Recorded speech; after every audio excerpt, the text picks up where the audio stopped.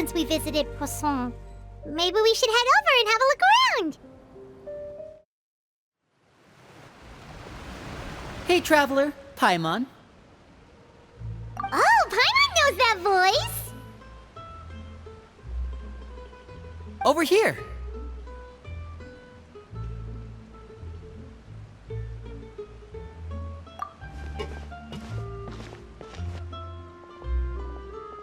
To borrow one of the more popular turns of phrase at the moment, this appears to be quite the fated reunion. Running into you two out of the blue like this has really made my day. I certainly wasn't expecting it. You can say that again. What brings you to Poisson? Wait, Paimon's got it! You must be here for one of your magic shows, right? Actually, we've run into a bit of trouble on the home front, so Father arranged for us to stay in Poisson for the time being. Oh, are Lynette and Fremine here too?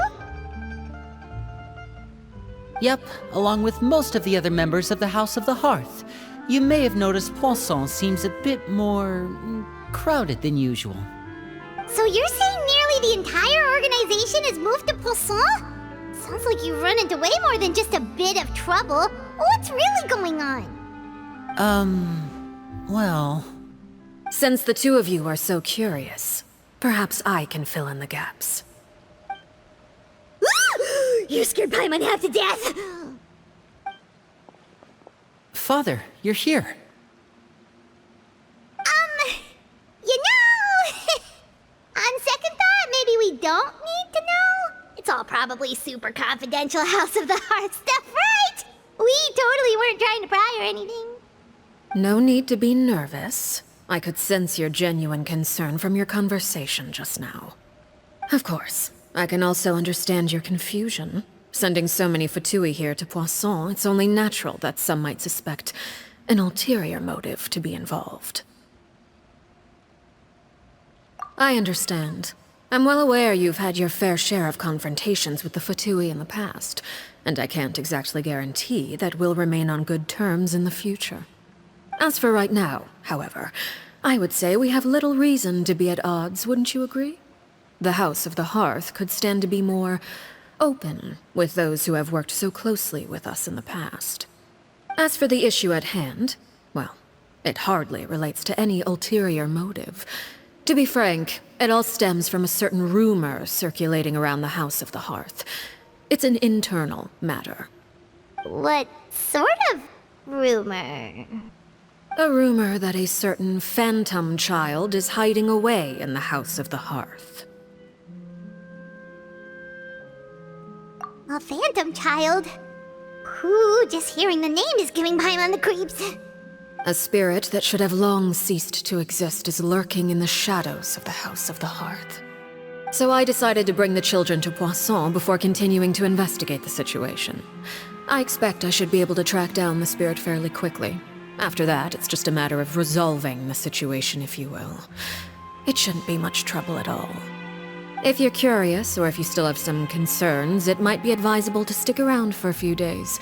I'm sure the children would be exceedingly pleased to welcome some visitors. Lenny, I'll leave you to entertain our guests. I have some matters to attend to. Of course, Father.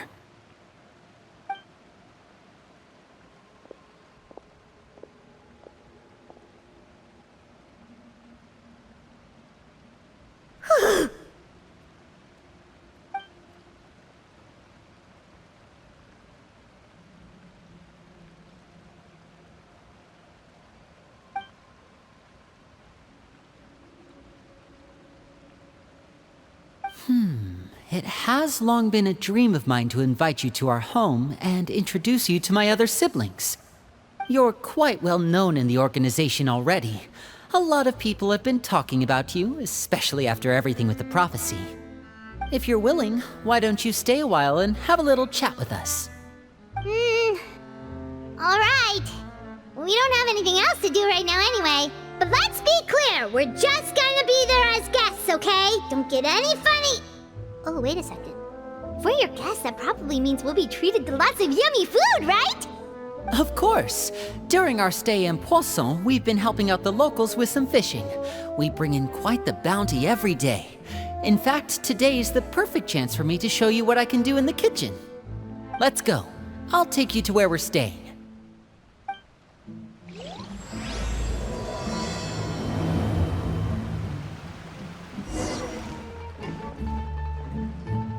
We rented this house from one of the locals to use as a temporary base. I'll come back later and tidy up a bit. After that, it should be all ready for you to stay in tonight. Awesome, thanks! So, where are we off to now? Well, when I happened to run into you two earlier, I was actually in the middle of distributing some supplies. With this many people staying in Poisson, we have to bring in outside supplies every now and then. I should probably make sure the rest of these provisions get delivered, otherwise people might start to get antsy. Okay, we'll come with! There are all sorts of rumors about your organization floating around out there. Paimon's not sure if she could even take a wild guess as to what's true and what's not. But now that we finally have the chance to see a day in the life of the house, we can take a good look at how you operate! Well, you're more than welcome to come along. Just follow me.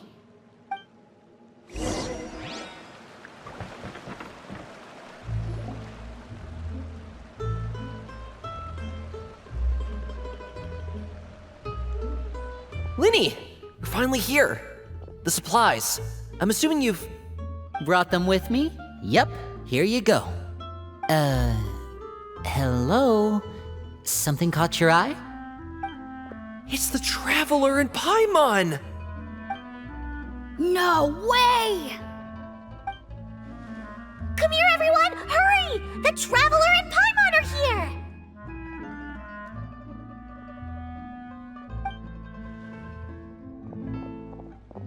One at a time, please. Don't crowd around them all at once. We don't want to scare off our guests now, do we? Oh, it's all right! Gotta say, Paimon didn't realize we were this famous. Of course! Father and Linny have told us so much about you. Father told us about how you helped Linny. According to her, you're a trustworthy friend. And as far as she's concerned, that's pretty much the highest compliment we've ever heard her give. As you can imagine, everyone's been very curious about you. I heard the Traveler is so strong that he can move a mountain with his bare hands. I heard Paimon eats so much that she can clean out the entire pantry at Hotel de Boer in just 3 days! Wait a second! That's the rumor you heard about Paimon? Oh, not cool at all! Oh wait, when guests visit, you're supposed to give them gifts and stuff, right? Oh, we don't need something like that. Besides, we don't have anything to give to you! Come on, we insist! I can give you some of my new potions. Just pick your poison. And by that, I mean medicine or actual poison. I've got both. Huh? Or maybe Shaplo can teach you guys about stealth! He's super good at it! He's never been caught! Ah, now that's not a bad idea. I know you usually prefer to fight head-on, but it never hurts to expand your bag of tricks, right? When it comes to eliminating your enemies, staying quiet can go a long way. Trust me, I would know.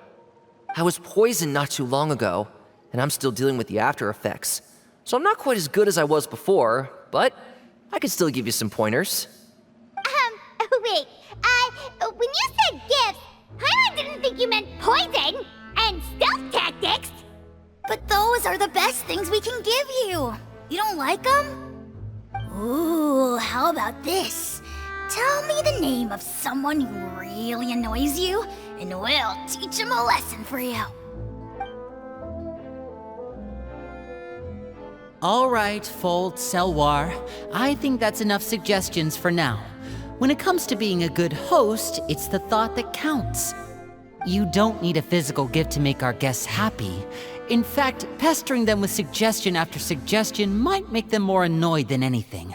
I would say your enthusiasm has certainly gotten across. Really? Awesome! It's been so long since we have had guests to play with. If there's anything you need, just let us know. Yeah, especially if it's poison or something. I've got all sorts of potions for that. Well, we'll talk to you all later. We've still got supplies to distribute. All right, see you later.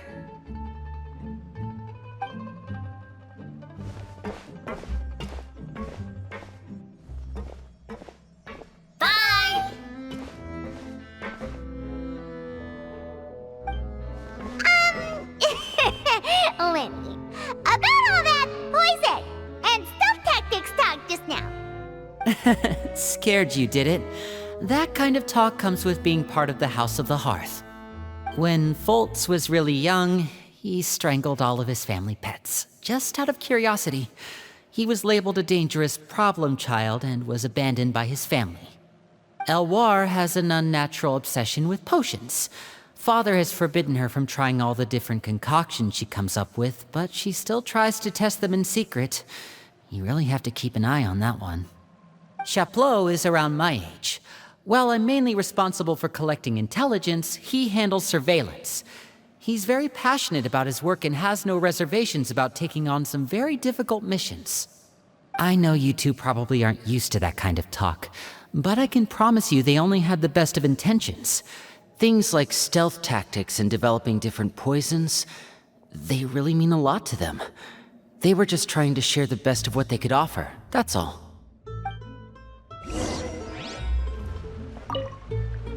Wow, the Traveler and Paimon. I finally got to meet them in person. They don't really seem as intimidating as you hear in the stories. They'd probably get along really well with Filial. If only they got here sooner.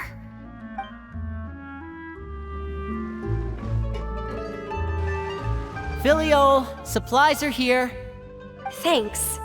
And who are these two? Outsiders? Allow me to introduce you. This is the Traveler and Paimon. Oh, you're the famous duo I've been hearing so much about. It's nice to meet you. I heard you've traveled to all sorts of places. Is that true? Of course! We're making our way all across to that! Oh, good for you. You must be pretty familiar with Fontaine by now then. Have you seen the new opera that started running recently? I think it's called... The 4,000 Thieves? Oh, this is the first we've heard of it. It seems like it's going to be fantastic. From what I've been able to tell from the posters, anyway. You should definitely check it out if you have the time. Oh, and there's The Blind Maiden, too. That one is supposed to have audience interaction. Seems pretty interesting. After this mission is over, I think I'll go get a manicure. Oh, maybe I should dye my hair. Wonder how much it'll cost. Is it just Paimon, or do these two seem much easier to get along with than the others? Looks like the House of the Hearth has some normal members after all. I heard that. Oh! Oops. I'm guessing you're referring to Foltz and the others? Yeah, we're definitely not all like them. I bet those crazies are practically foaming at the mouth right now. I'm sure they just can't wait to get back to Snezhnaya to carry out the plan. That's enough, Filial. Don't talk about family members behind their back, right? Whatever. Let's go. Guess this is goodbye then. If you ever have some time, we should go see the opera together.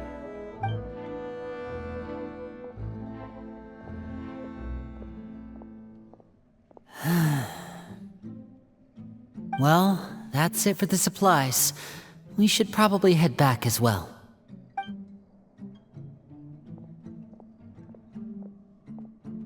Well, they didn't seem too happy with each other. Seems like there could be something more going on here. You're right. We're only here as guests after all. Oh, Linny's getting super far ahead. Come on, let's catch up. Looks like there's more trouble in store next month, too. When will it end? Hey, just focus on the positives. At least our time in Poisson has been pretty relaxing. Don't you think?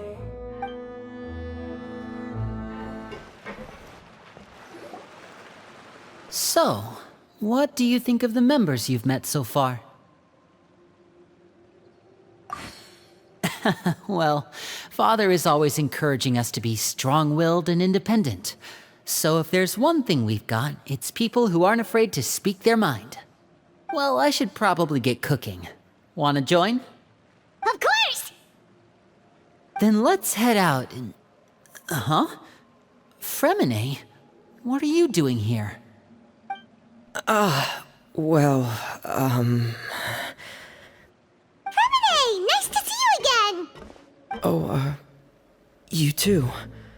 I heard you're here as guests of House of the Hearth.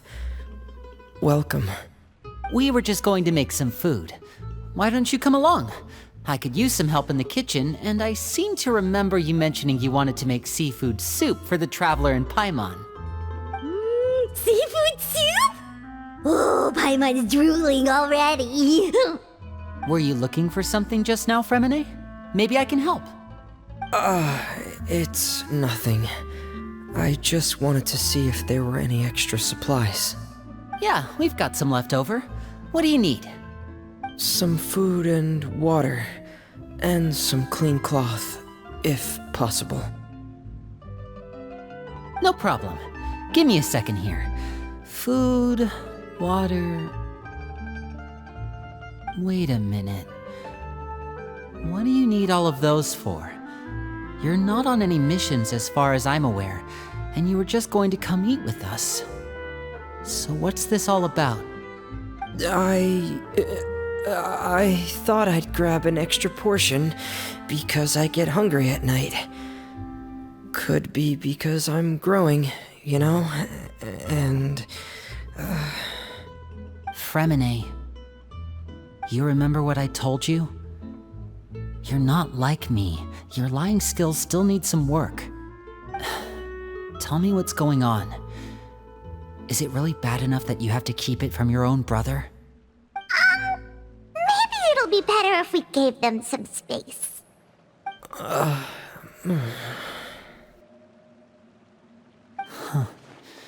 This is the first time I've seen that kind of look on your face. Whatever happened, does it have something to do with Father? Yes. Just follow me.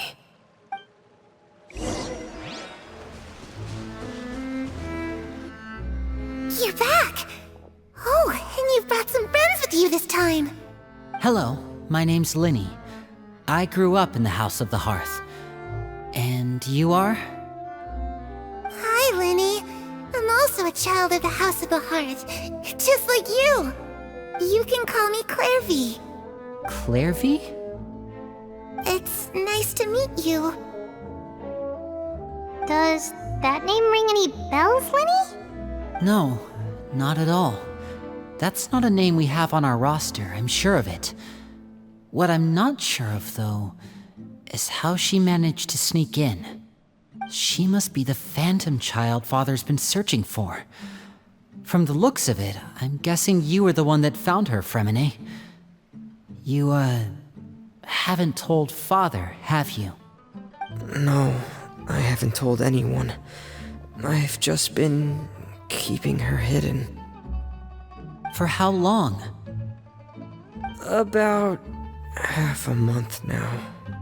So ever since we got to Poisson, then. Do you have any idea what you're doing? I know what I'm doing. Really? 'Cause from where I'm standing, it looks like you're hiding the very person Father has been trying to find.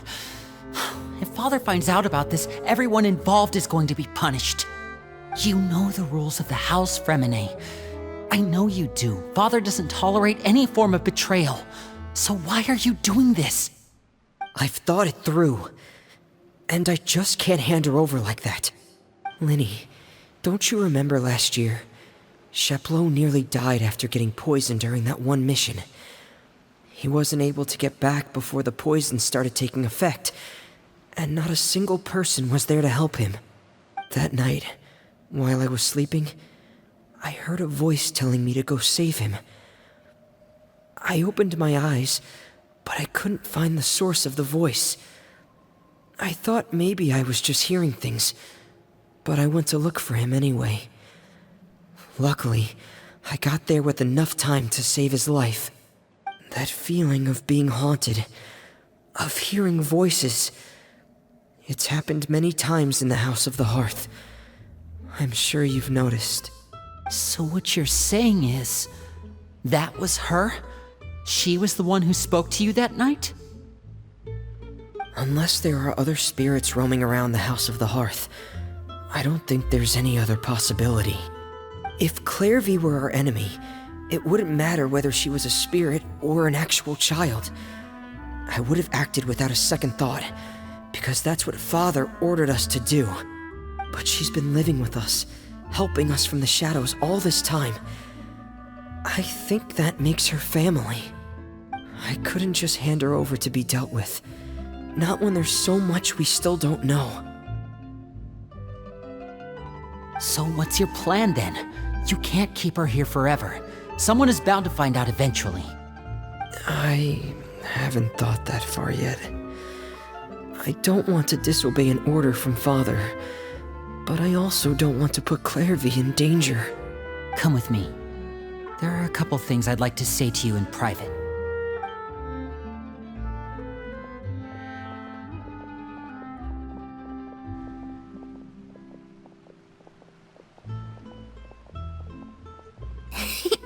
Those two sure care a lot about each other.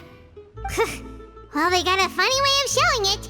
From where Paimon was floating, it sure seemed like they were about to bite each other's heads off. No way! They have a really deep bond. I could tell right away, because I also have a friend like that. I just don't know how long that kind of bond can last. The darkness in the house runs deeper than you can imagine.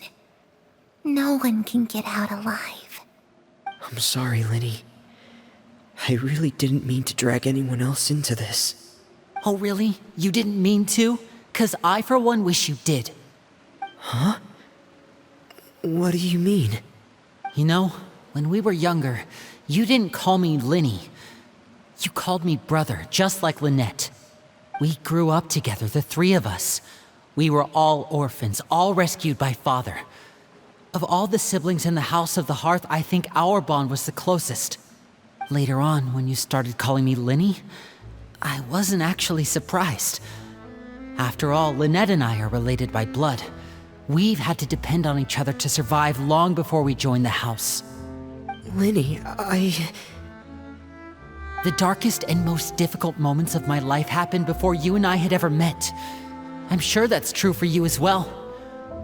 Even so, Fremine, we've stood by each other for all these years now, and to me, that means more than blood. You and Lynette are the most important people in my life. No one can replace you. So I won't let you face anything alone. Not if I can help it. Oh, looks like things are getting kinda heated between Linny and Fremine. Maybe we should go check on them. Oh, it's raining. I should put my clothes away.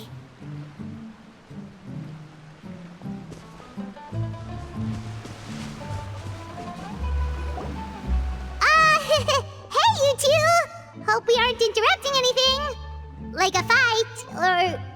Oh, wait a minute, Fremine.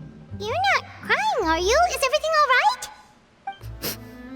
everything's fine. Thanks for asking. Well, we're all friends here, right? We've been through so much together, so if there's anything we can do to help, just say the word. It's just a small family dispute. It's not something our guests should trouble themselves with. In fact, it might be better if your stay ended here. What are you getting at, Traveler? When guests are around, families are often on their best behavior. And any disputes are less likely to escalate. That's what you're trying to say, isn't it? I just... Thank you. I was really hoping to keep you out of it. But even if I could think of some other reason to turn you away, I'm not sure I could convince you. I know things could turn dangerous, so I promise you this. From now on, I'll protect you like my life depends on it. Me too. Well, back to the matter at hand then. If we don't plan on handing Clairvy over to Father, then our only other option is to solve the mystery of her identity before Father is able to track her down. That means finding out where she came from and what she's doing here. Then we can send her on her merry way and pretend like none of this ever happened. I've tried that already. And? And... nothing. I tried taking her somewhere really far away, but... after some time, she just reappeared. She even came with us all the way to Poisson. It seems like wherever the house is, she follows. I don't know much about spirits. Do you two have any ideas? Let's see here. Paimon remembers hearing something like, if you fulfill a spirit's last wish before they die, they'll let go of whatever's keeping them here and return to the ley lines. Oh, it's just that Paimon doesn't really remember where she heard that, so it's not guaranteed to work or anything. Well, sounds like it's worth a shot. Guess that means we should go ask her about her wish. But first, Fremine, I need you to promise me something. What is it? I need you to promise me that this will stay between the two of us. We're the masterminds behind this whole thing. No one else gets involved. Can you do that for me? Of course. I promise. All right. Then let's seal the promise just like when we were kids. Fist bump on 3. Ready? 1, 2, 3. I swear.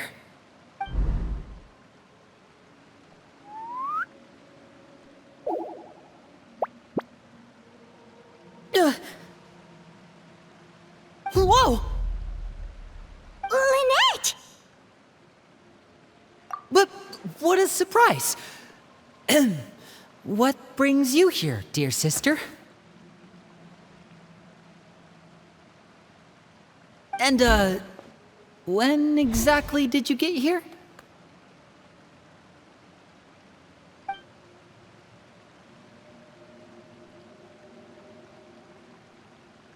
You're an idiot, brother. And you too, Fremine.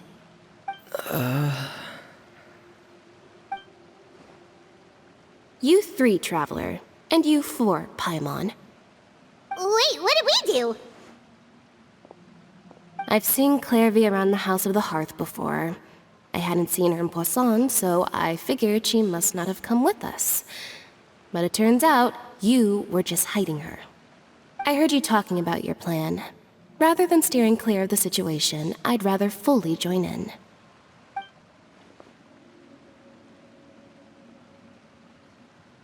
If you don't agree, I'll have no choice but to report everything back to Father. Simple as that. You're not giving us much wiggle room here, Lynette. Well, I guess we're all in this together then. After we talk to Clairvy, we'll figure out our next move. There's no time to lose. Let's go.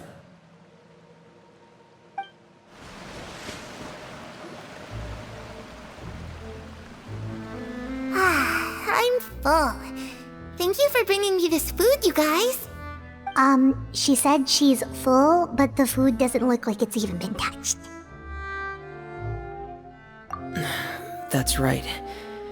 Based on what I've been able to observe, it doesn't seem like Clairvy can interact with the physical world at all. Still, when she's presented with food, she'll always linger around it for a good little while. Maybe, in her mind, she really is eating those things. Does she know that she has already passed away? I've tried to ask her, but she didn't answer. My guess is that she's just as confused as we are. Or maybe she couldn't understand the question at all. Clairvy, if you've got some time, I'd like to ask you a few questions. Sure. Oh, another new friend. Hi, I'm Clairvy. Hello. Clairvy, how did you join the House of the Hearth? Huh? Isn't it the same for everybody? The knave brings you here and then you can't leave. It's just that your name, it's not on the roster. And I've never seen you before. The roster? Oh, I get it now. I think there might be some things you don't know about this place.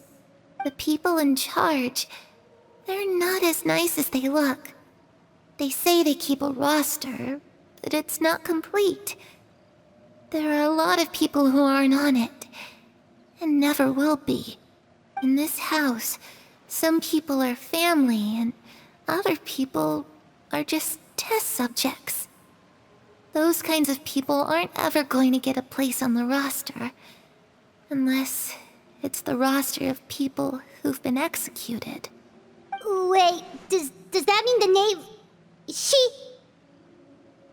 Is there anyone that can vouch for you? Perry, she's my best friend. She's the only one I trust in this place. Have either of you heard of that name before? No. Me neither. Clairvy, Perry. Neither of those names are on the roster. But it seems like she's telling the truth. Either that, or this kid's already got a bag of tricks bigger than mine. Maybe we should try a different approach. Clairvy, do you have a wish? A wish? It can be anything you want. Just imagine.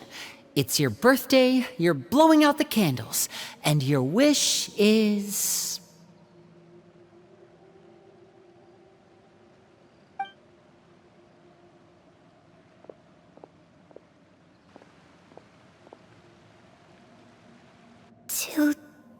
To go outside, where the sun can find me. That's... it? Well, that sounds easy enough. The darkness in the house runs deeper than you can imagine. No one can get out alive.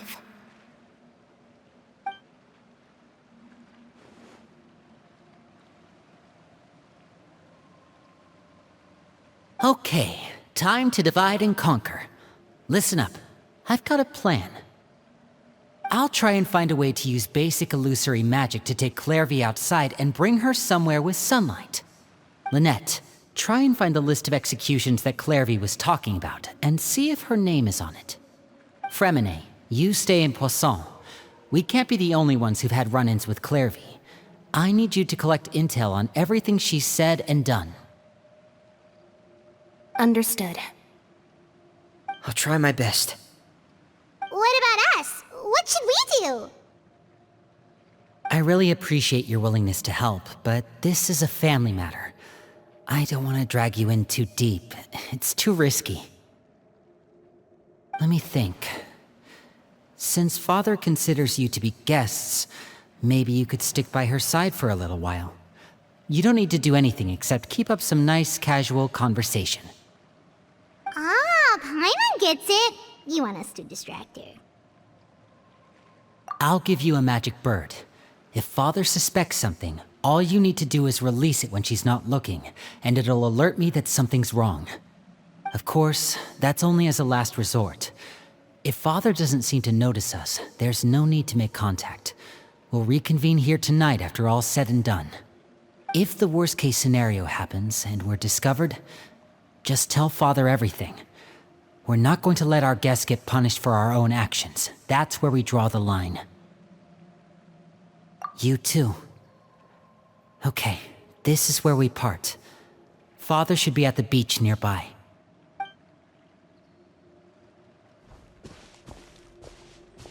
I really hope this goes well. No, it has to go well. That's the only way this can get resolved.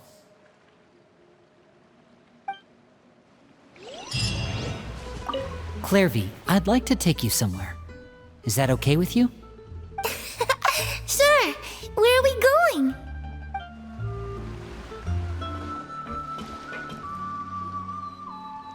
It's the knave! And... child! Hey, aren't you supposed to be in Snezhnaya recuperating? What are you still doing in Fontaine? Oh, it's you two. I didn't expect to run into you here. I was unconscious for quite a while after the fight in the Primordial Sea. After I woke up, I realized I was being taken back to Snezhnaya, and well, I couldn't have that now, could I? Not when I've still got unfinished business here in Fontaine. So, I mustered up all my strength and made the journey back on my own. What sort of unfinished business are we talking here? It has to do with Skirk, my master. I really wanted to meet up with her, but by the time I got back, she had already left. I still have so many questions for her. Without any other leads, all I could do was ask the knave to help me track her down. She must have left behind some traces from her time in Fontaine. Oh, okay, so have you found any clues? Unfortunately, no. While the House of the Hearth is adept at collecting all manner of intelligence, certain existences can still manage to escape our purview. Basically, unless Master feels there's a need to meet with me, she's not going to be found. But that problem has an easy fix. I just need to become stronger, and then... Paimon thinks you should focus on getting better first. The worst of it is over. It's all thanks to that one kid from the House of the Hearth. Elwar, I think her name was. She gave me a bunch of random potions to drink. They didn't go down easy, let me tell you. Pain and chills all over. But they really did help speed up my recovery. And that's good, because it looks like I really do have to head back this time. The old man's been putting the pressure on me. He sent someone to tell me I'm needed for some sort of project. Project Stuja? Yeah, that's the one. I heard Regrader's involved too. I'm not looking forward to having to listen to all his monologuing, that's for sure. Hey, maybe you could think of a way for me to stay in Fontaine for a little longer. Helping Linny and the others brush up on their fighting skills would be far more interesting. If you and I could spar, that would be even better. I've been waiting for a chance to see you go all out. And what a sweet little daydream that is. But I also have a role to play in all this. I'll be leaving Fontaine shortly as well. Besides, considering how little they see fit to step outside the homeland, being called on to return to Snezhnaya by such illustrious dignitaries, what a great honor. Wouldn't you agree? One I could do without, I'd say. Is it just Paimon? Or does it kind of seem like they're...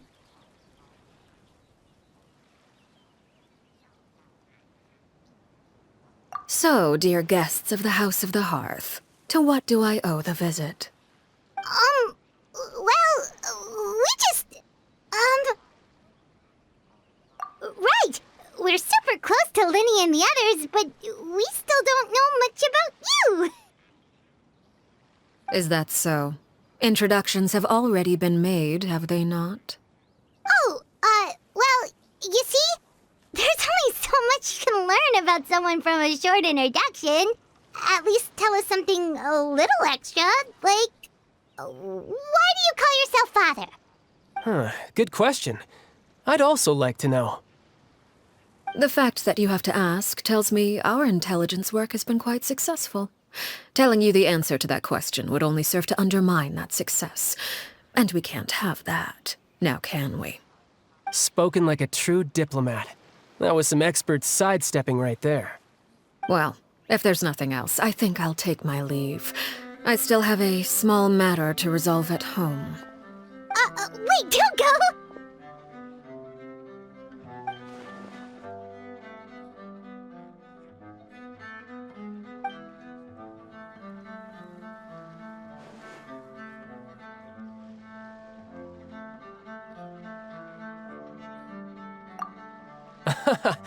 I'd also like to hear the answer to this.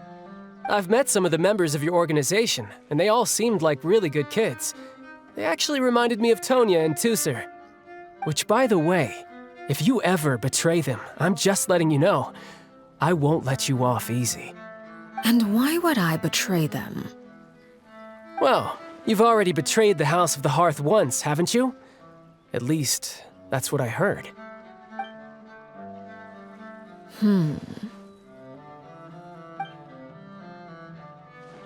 Okay, I admit.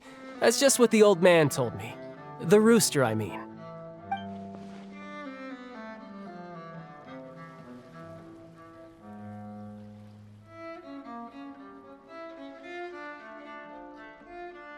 Oh, wait.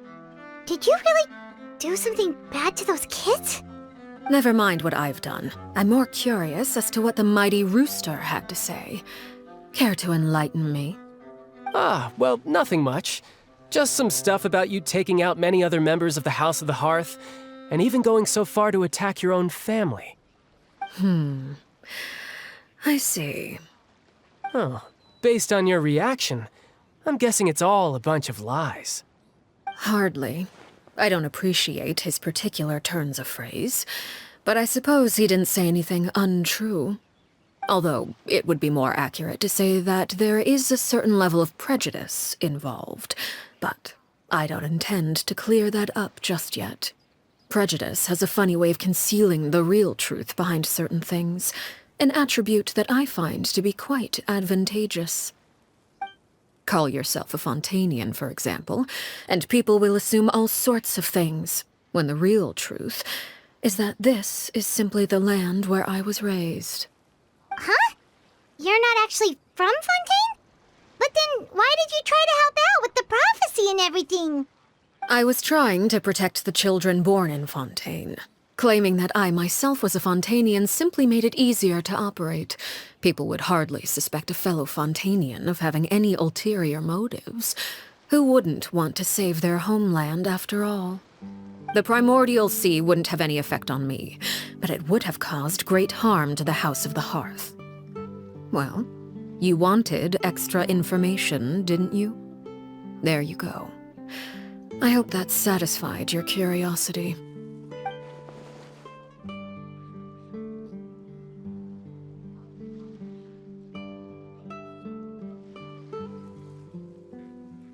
So, you stayed in Fontaine for the kids. I guess I was wrong to believe you'd betray them. Apologies. Looks like I was holding on to some prejudices myself. Good. Like I said, I like it when others have misconceptions of me. Actually, while I was recuperating at the House of the Hearth, there was something else that really caught my attention.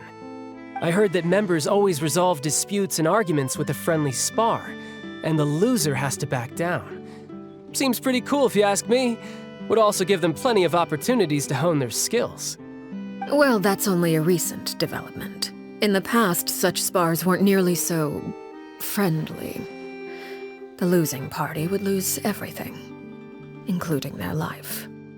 They were that high stakes? Whew, at least that's not a thing anymore. Well, the current atmosphere's not half bad. I'm a bit jealous, actually. You've got so many family members around you, and you even get to live with them. Having a lot of family around means dealing with a considerable amount of bickering and scheming. Once Tonya and Tusser enter their rebellious phase, I'm sure you'll understand. Just imagine. Tusser becomes obsessed with plucking out strands from the rooster's mustache, or Tonya decides to dye her hair 42 different colors. Okay. I get the picture.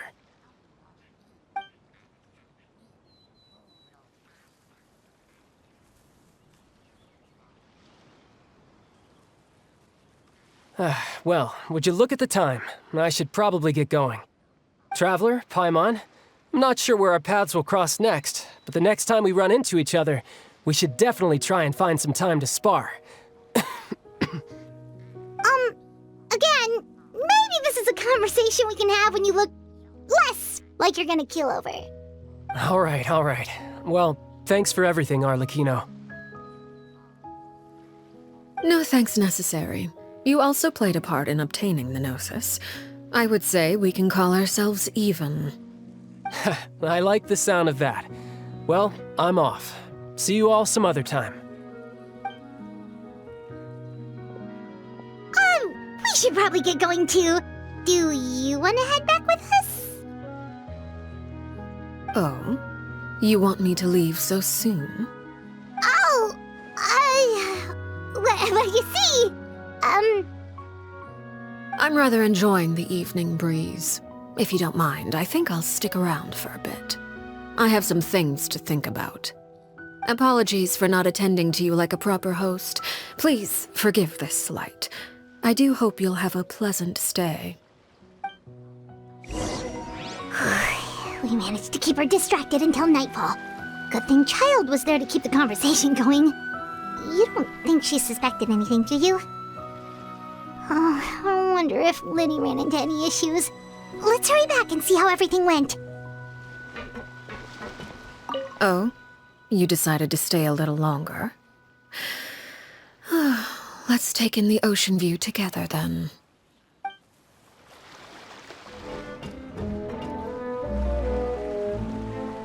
Liddy, how did everything go? Well, long story short, we ran into a small issue. Clairvy can't go into the sunlight. Everything was fine at first. She followed me up to the surface just like I told her.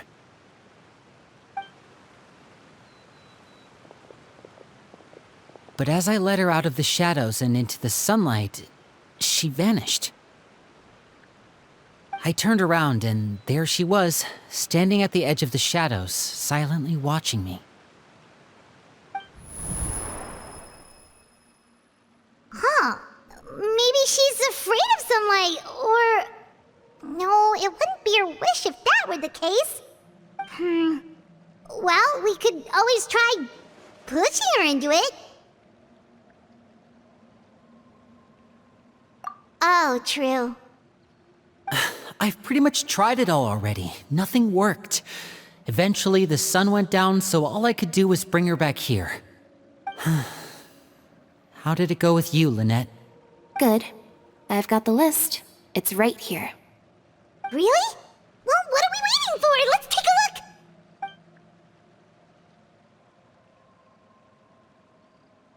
Oh, that's a lot of pages. Oh, it's gonna take forever to get through it all. We can each take a section. Here. La Pouillade, L'Endroit, Chambel, Horaire.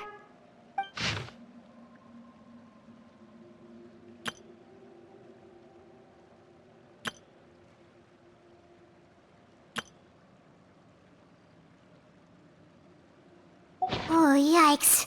That Horaire guy has a huge scar on his face. He's kinda giving Paimon the creeps. Ah, I've met him before. The scar is from an injury he received during a mission. I still remember him joking with me about it. He said any future lover would take one look at him and then lose all interest. Did he say anything else? Well, I asked if there was someone he was interested in. He said no, and that's where our conversation ended. It was only later that I learned he really did have someone he liked. He risked everything to escape so he could be with her, but it didn't work.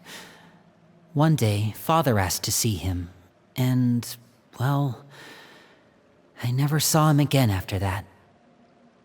Wait, so that means the knave, she... It may seem cruel, but it's just one of the rules of the house. Betrayal is not to be taken lightly. We know too many secrets to come and go as we please. So, if you do try to leave, you pay with your life.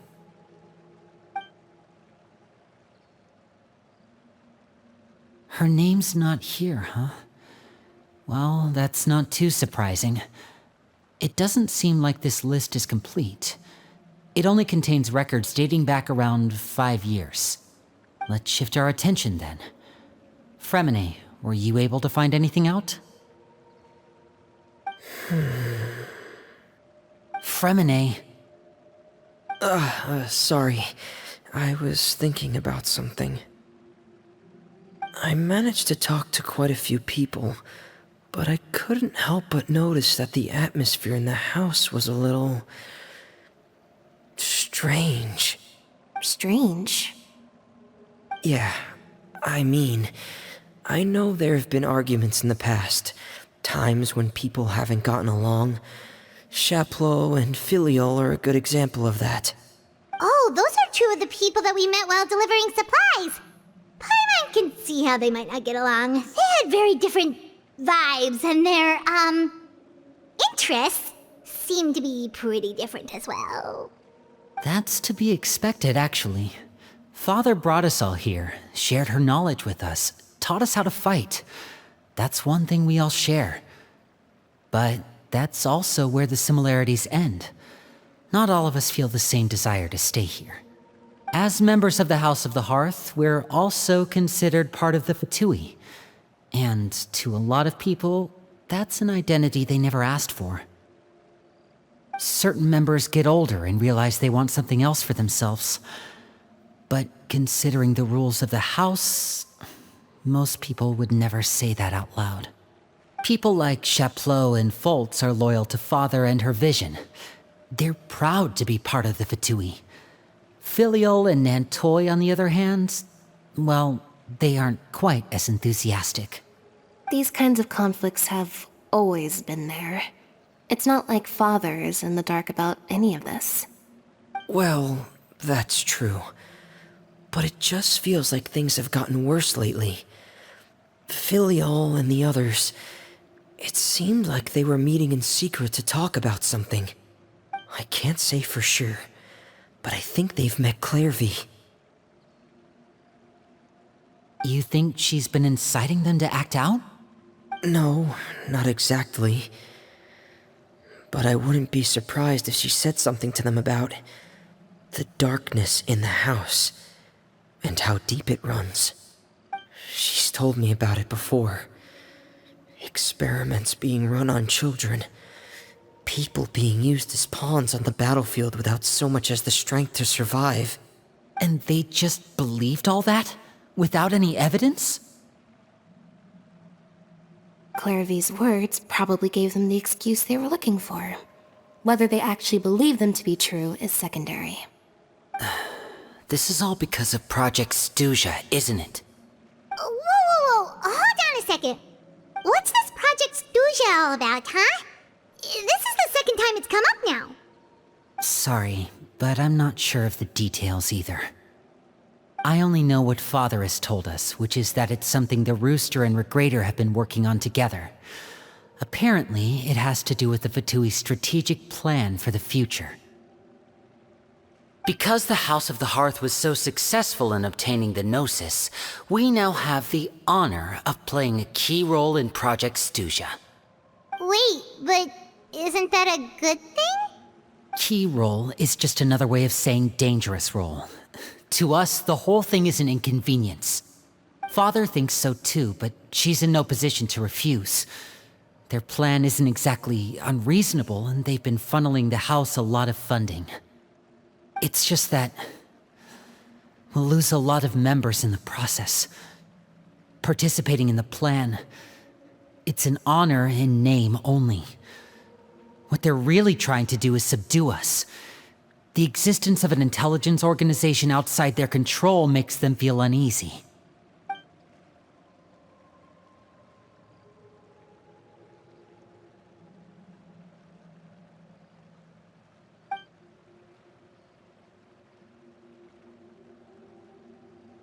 Okay, super complicated top secret Fatui business aside, what does all of this have to do with the conflicts you were talking about earlier? Paimon doesn't get the connection.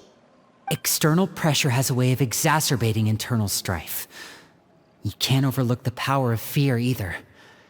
People are afraid of dying, and that fear is often the impetus for a lot of stupid decisions. I thought resolving the Clairvy situation would make everything go back to normal, but it looks like things are more complicated than I thought. If we leave Filiol and the others to their own devices, sooner or later, Father will be forced to take action. We can only focus on one situation at a time, brother.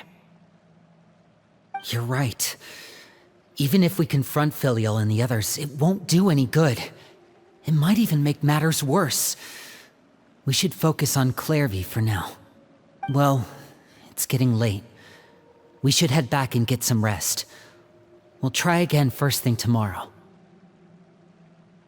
Lynette, you stick with me this time. Fremine, keep a close eye on Filial and the others. Make sure they don't do anything they'll regret. Good work today, everyone. Have a good night, and I'll see you tomorrow.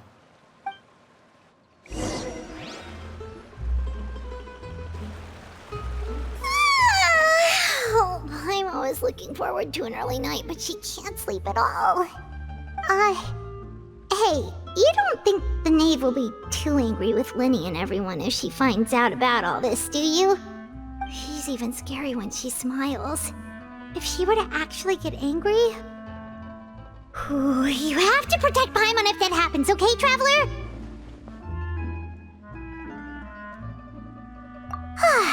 Trust is ever, Traveler. Look! Look over there! Quick! Let's catch up with her before anyone sees!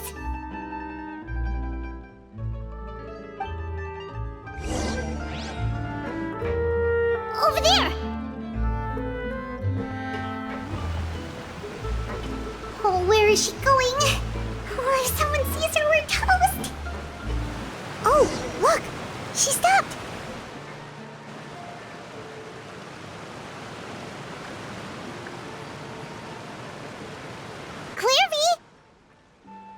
Shh. I opened the window while no one was looking. Look how pretty the outside is. If only I could have more than this.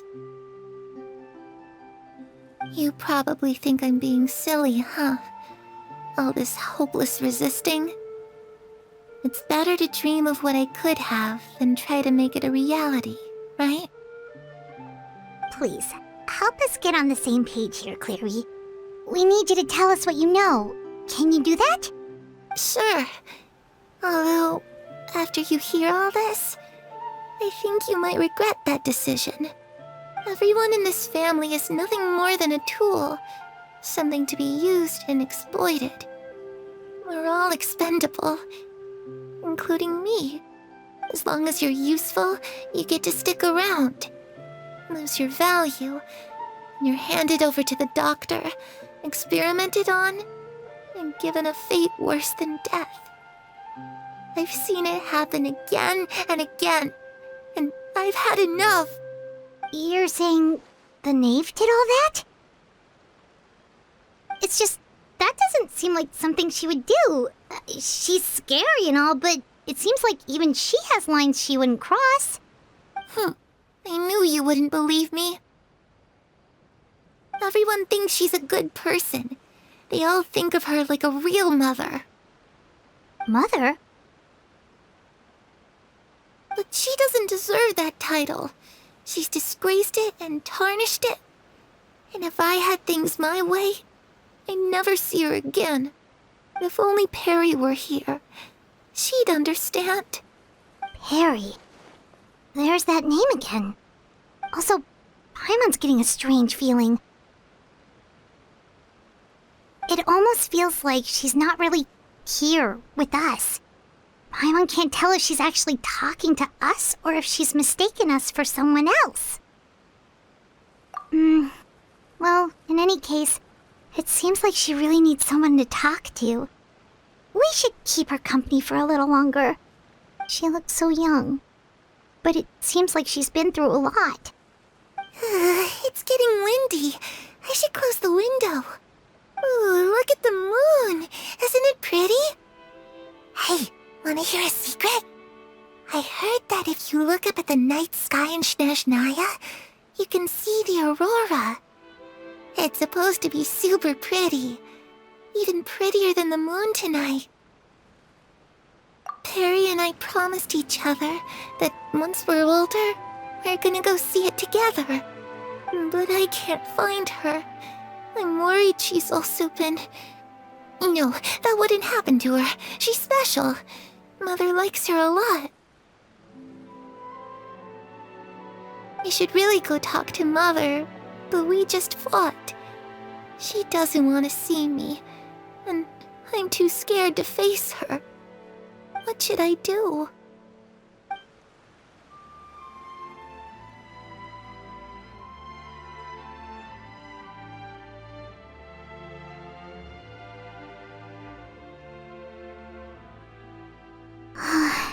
Paimon really doesn't understand what's going on with her.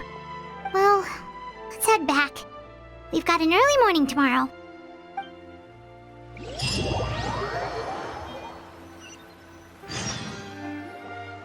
All right, looks like we're all here. Let's go ahead with the plan. Oh? What is it?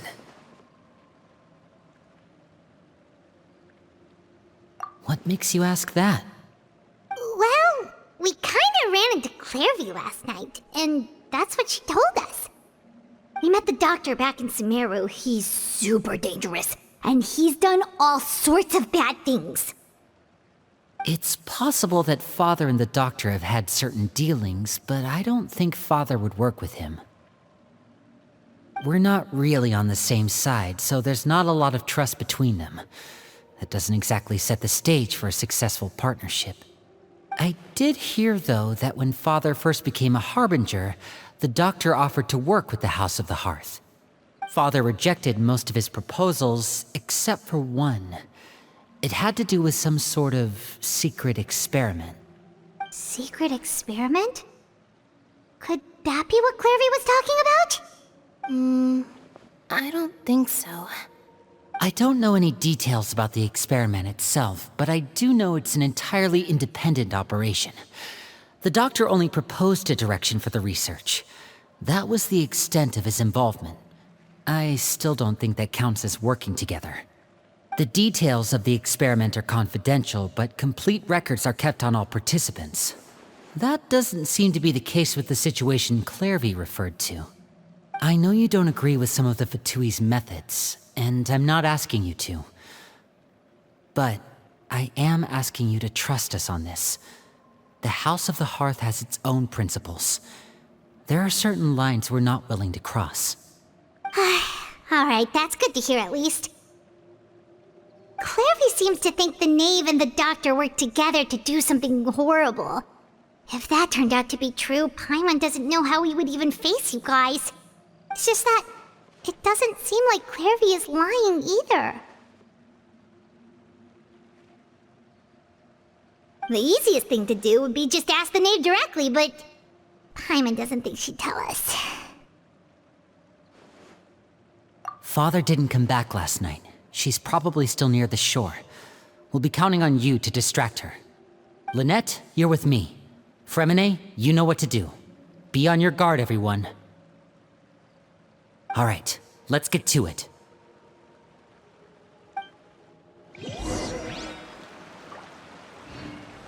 Where are we going today?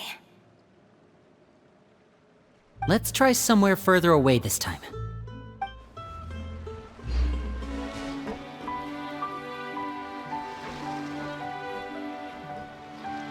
Ah, it's you two again.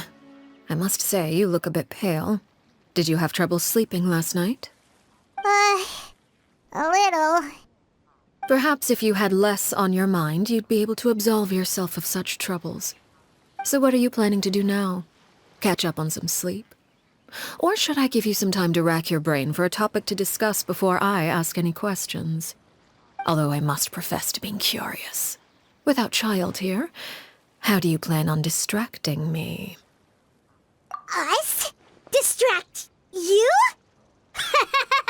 A good one. But no, we were just here for a chat. Looks like you could have used some extra time to think. No matter. If you don't have any other plans, why don't you accompany me somewhere? Don't worry. I'll be sure to steer clear of any scheming children. The ocean breeze is sure nice today. Children always think they can hide things from the grown-ups. But nothing gets past me. Least of all a little scheming. I think I'll let them have at it for a little longer. I can be very patient. Well, I'll leave you to think things over. If you're so inclined, meet me outside the Palais Mermonia. Good things come to children who do as they're told. So I do hope you decide to tag along. if only for your friends' sakes. What should we do? She clearly knows about everything we've been doing, and Paimon doesn't think it'd be a stretch to say she was threatening us just now.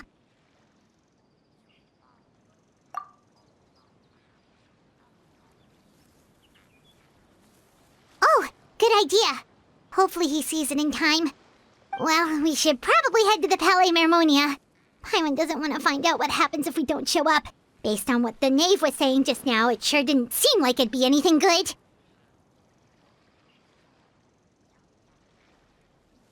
Okay, then we probably shouldn't keep her waiting. It seems like Linny and the others are on thin ice, so let's do our best to not get them in any more trouble.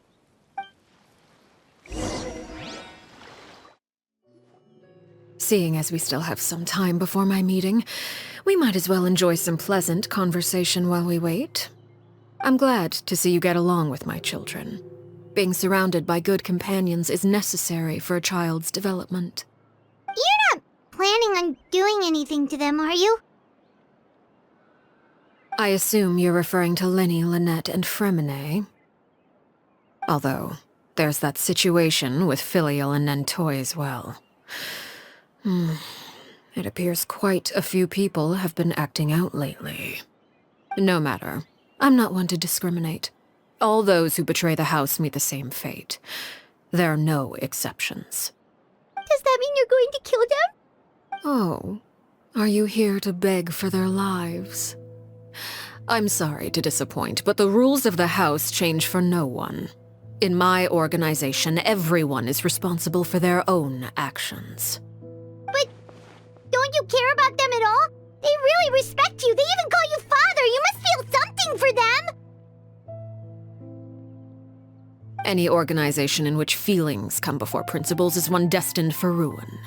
The House of the Hearth is hardly an exception. You could say our principles are more stringent than most. Perhaps I can offer you this consolation at least. As our guests, you two will not be held accountable along with them. I would imagine Linny, Lynette, and Fremine will be able to keep their lives.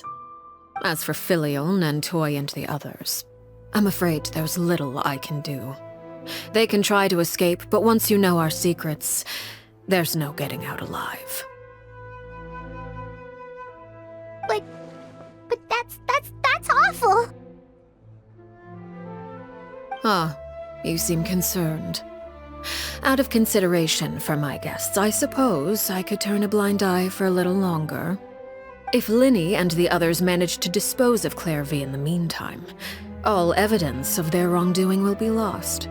In that case, I could hardly punish them for something I couldn't prove. If their efforts are unsuccessful, on the other hand, all will be held accountable, and the punishment will be severe. Of course. Oh, and here, I believe this belongs to you. Do try and keep better track of it next time. It takes a considerable amount of time to train a bird like this. It would be such a pity if you were to lose it. Permanently. Wait, where did you get that? Well, I'm afraid that's all the time we have to chat. Now, for the matter at hand. I asked you to meet me here because I have business at the Palais Mermonia. It has nothing to do with you, but I think it would be prudent for you to stick by my side for the time being. There will always be time later to run off and tell Linny what you've learned. Well, time to go. Looks like we wrapped things up just in time.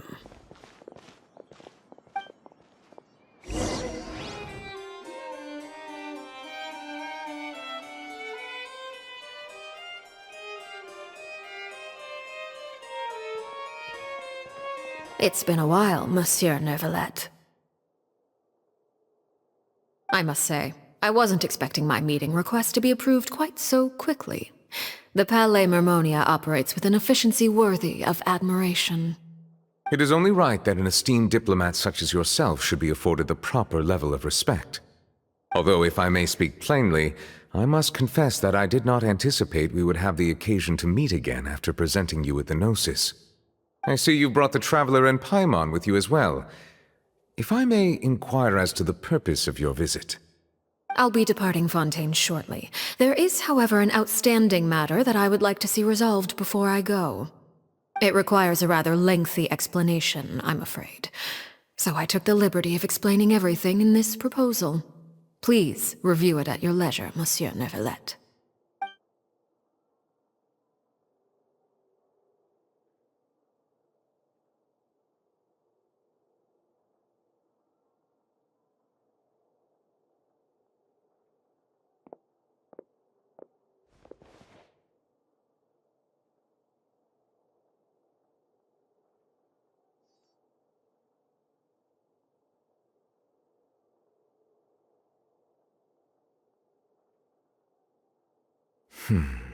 I understand your request. However, at the risk of causing offense, I must admit that I fail to see why you would wish for such a thing. I heard you have a certain fondness for water tasting, Monsieur Neuvillette, so allow me to use water as an analogy. A family is like a large body of water with countless rivers flowing in and out. As someone who watches over this system, I would hope that each river that flows from the source will eventually reach the ocean. Of course, objectively speaking, I know this is impossible. Most of the rivers will dry up along the way, disappearing into the ground and leaving nothing but a barren riverbed behind. Not all rivers are destined to reach the ocean, but I would not see their existence rendered meaningless. I believe the water that flows within them is simply meant for a different destination, like a field in need of irrigation.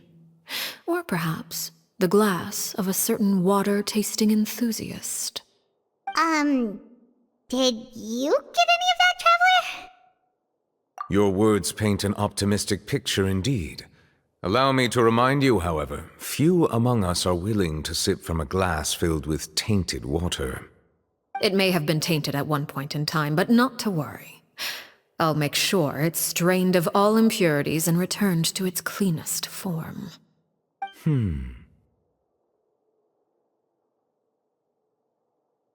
I seem to recall there being a transactional aspect to your proposal. Perhaps you could expound on that? If you accept my proposal, Monsieur Neuvillette, I will gradually withdraw my forces from Fontaine. And, unless absolutely necessary, I will no longer carry out any special missions within Fontaine. I presume I can take your words to mean that, in the future, cases similar to the Tartuffe assassination will cease to cross my desk? Tartuffe? Ah, that thief who embezzled funds from all those charities, you mean? My deepest condolences to his family, but without any evidence, I cannot imagine how the House of the Hearth might have been involved in his passing. Of course, if you accept my proposal, Monsieur Neuvillette, I'm sure certain measures could be taken to reduce the frequency of such troubles.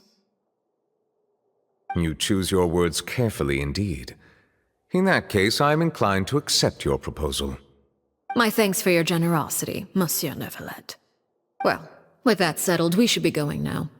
I took the liberty of bringing along 2 bottles of spring water from Snezhnaya for you to enjoy. I do hope I get the chance to hear your impressions. Perhaps at our next meeting, yes? Indeed. I trust you would not overlook your commitment in the meantime. All right, Traveler Paimon. Time to go.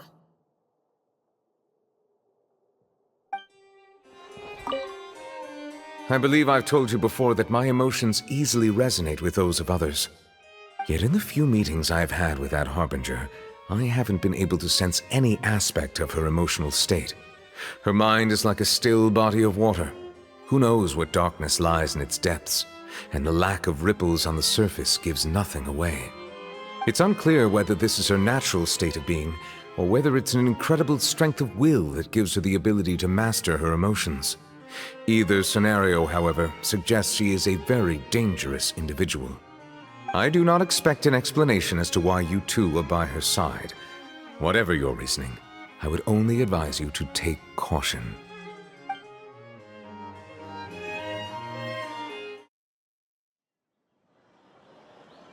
So, what exactly were you talking about back there?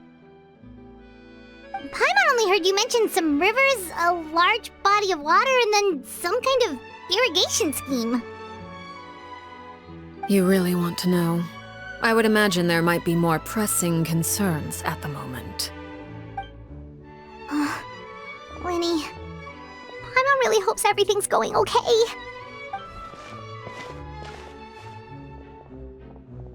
Oh, Paimon recognizes that look. You've got your thinking cap on, don't you, Traveler?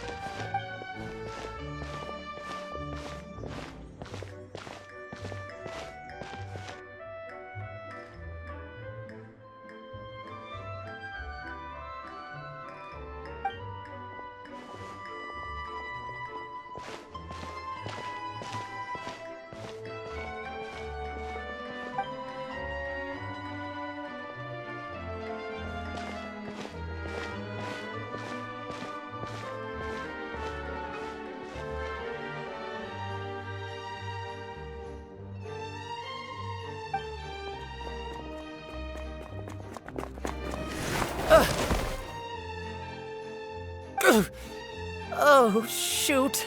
Are you alright? Oh, jeez. I'm so sorry. I was so focused on selling these papers, I wasn't looking where I was going. Well, let me make it up to you at least. Here, take this paper. On the house.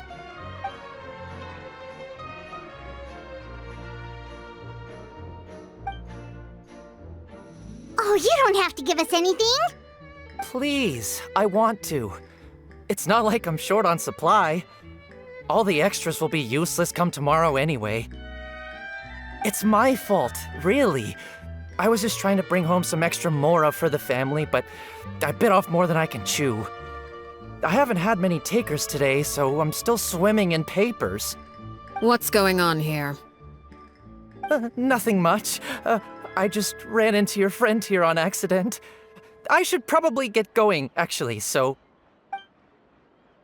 Hold on. Of course, I'm happy to compensate you with mora, it's just... I don't have any on me at the moment. I'll take 3 papers. Here. Your payment. Oh! Thank you for your patronage. May the Archons bless you with good fortune. If only I had the chance to run into such generous customers every day. I should probably just take on a smaller inventory though, right? I'm getting married soon, so sometimes it's hard to not get ahead of myself. Anyway, I should head out. Goodbye! Well, now that my affairs are settled, we should take the boat back to Poisson. We've even acquired some light reading to enjoy along the way. Actually, why don't we stick around for a little longer?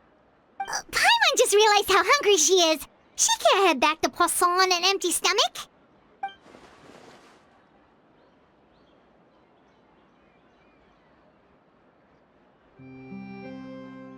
It appears you two are under the impression that delaying our return will somehow alter the situation in your favor.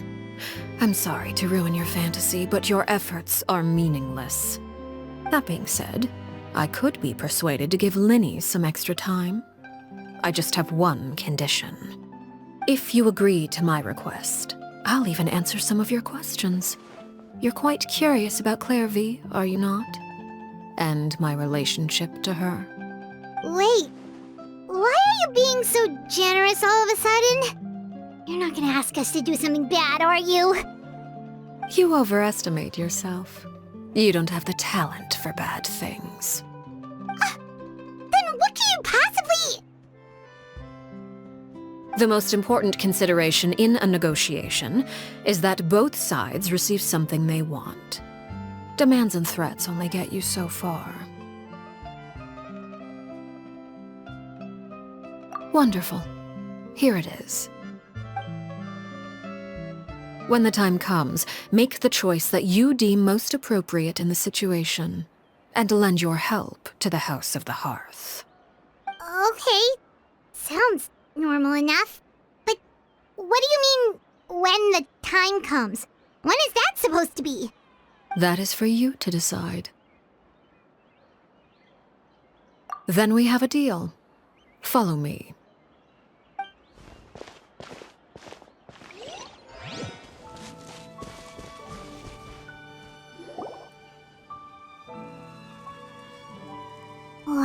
this place?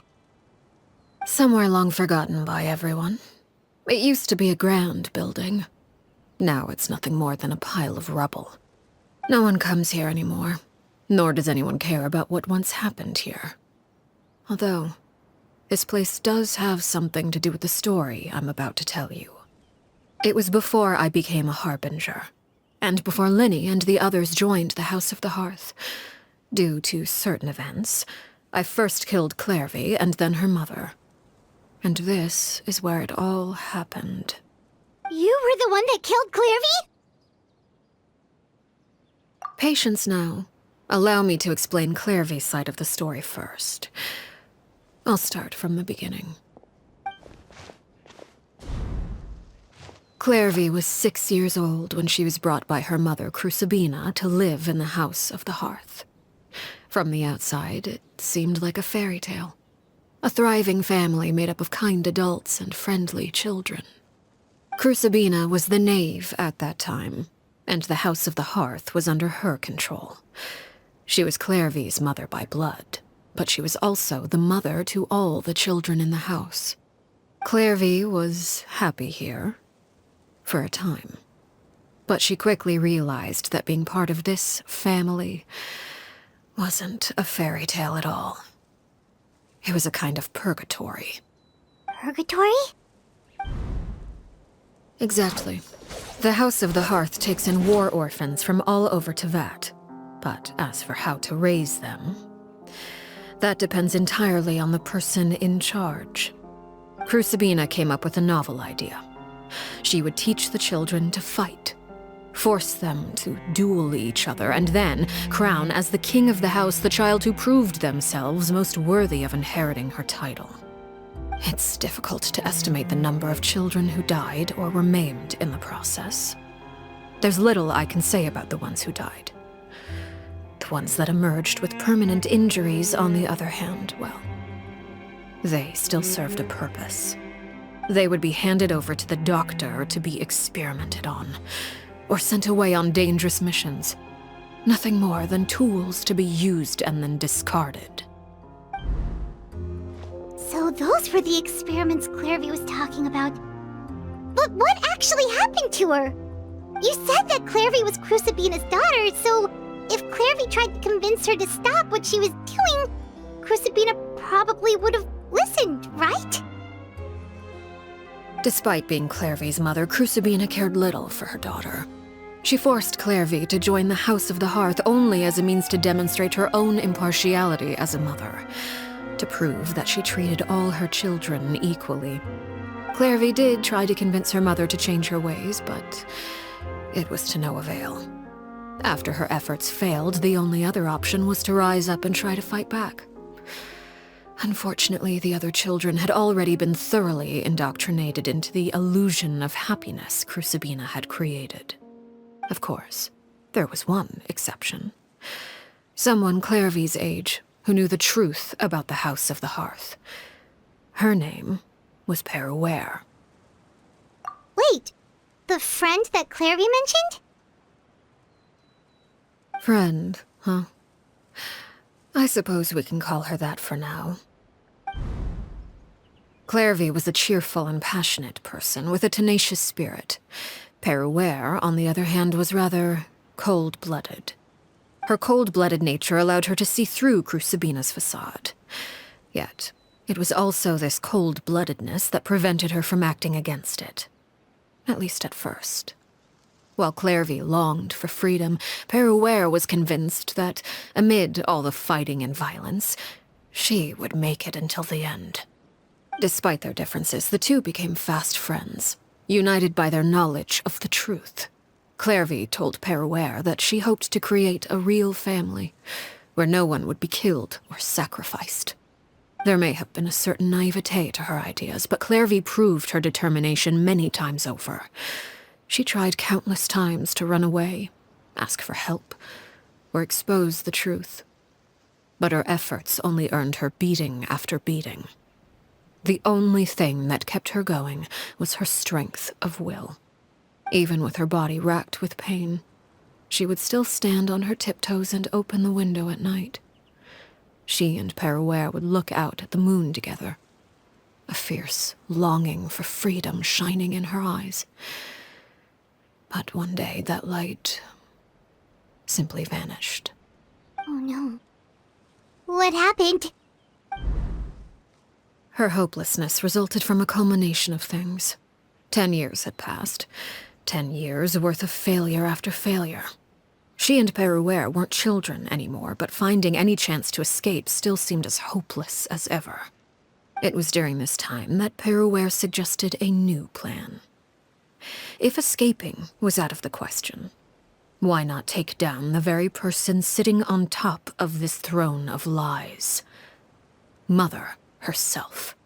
Clairvy rejected that proposal. She claimed that, as a famous harbinger, Crucibina possessed an unimaginable amount of power. Trying to kill her would have an incredibly low chance of success. Clairvy never gave another reason, but Perouer could see it written all over her face. Clairvy still thought of Crucibina as her mother. Killing her own flesh and blood was a line she couldn't bring herself to cross. If she couldn't escape and fight back, then only one option remained. Precisely. Death was the only way that she felt she could be free. It happened during a duel. When she arrived at the dueling ring that day, her partner turned out to be none other than Perouer, the very person that had stood by her side all those years. It was a fierce battle. But ultimately, Clairvy decided to let Perouer end her life. From that moment on, Perouer's journey was one written in flames. When the rain finally came and washed it all away, there she stood, the sole victor in Mother's endless game of slaughter, a trail of corpses strewn across her path to success. It was the very result she had predicted 10 years prior. Even then, she believed she would make it until the end. She wasn't surprised by the fact that she emerged as Mother's undisputed heir. Rather, her success left her with an inexplicable sense of restlessness. She was unsettled, and there was only one thing that could quell that sensation. Perhaps you two would like to take a guess as to what it was? Crucibina, you mean? But... Correct. This is the place where Perouer killed her best friend. A mere year later, this is also the place where she fought tooth and nail to kill the mother they shared. The moment she acted, any conception of what was right or wrong ceased to matter. It's one of the principles of the house. Only those who survive get to write the rules. Perouer won the battle, and became a harbinger herself. After which Her Majesty, the Tsaritsa, bestowed upon her a new name. Arlecchino. So the Perry Clairvy was talking about... It was you all along. You're Perouer. Arlecchino is just a name you got later. I left that name behind long ago. I must say, hearing it now does bring back memories. After I defeated Crucibina, the moniker of Mother died with her. I chose to forego the title she called herself, and even chose to give up my own name. I rebuilt the House of the Hearth under a new identity. Not only as Arlecchino, but as father. And that is where the story ends. Any more questions? Yeah. Based on what you just told us, Clairvy wasn't a little kid when she was killed. So the Clairvy we met... Was she really a spirit at all? I suppose you could call her an illusion born of flame. Her existence is like ashes to a fire. Something left over in the wake of blaze and ruin. You see, a certain power runs through my veins. It's not unlike a curse. My flames leave behind shadows of anything they consume. Of course, the chances of those shadows morphing into a sentient entity are exceedingly slim. Clairvy is a very special case. Clairvy died when she was 16 years old, but what emerged from the flames was her 6-year-old self. Her appearance wasn't the only thing affected. Most of her memories were lost to the blaze as well. Memory is a mysterious thing indeed. Losing a portion of your memories will alter your sense of self. Lose 10 years' worth, however, and it would be like living in the past. Like returning to a version of yourself that never grew up. No wonder Paimon got such a weird feeling when we were talking to her. Perhaps I should put it this way. Clairvy is someone trapped in time. It may seem like she exists with us in the present, but she truly lives in the confines of her own past. So if all of that is true, then you must have known about Clairvy for a long time. Indeed. She's a rather volatile and unstable entity. Sometimes she would look after the children. She's even saved some of their lives. But other times, she would hide from me and become obsessed with revealing the truth about the house to anyone who will listen. Shadows don't have the capacity to learn or grow. Any new information they encounter is quickly forgotten over time. Your attempts to expose Clairvy to sunlight. They failed, yes? The reason is actually quite simple. In Clairvy's mind, the house is impossible to escape, and it is this very perception that traps her there. But no matter. All I have to do is kill her again, and all will be resolved. I don't anticipate so much as a single speck of ash will be left behind this time. Wait! Paimon can understand why you might want her gone, but isn't there another way?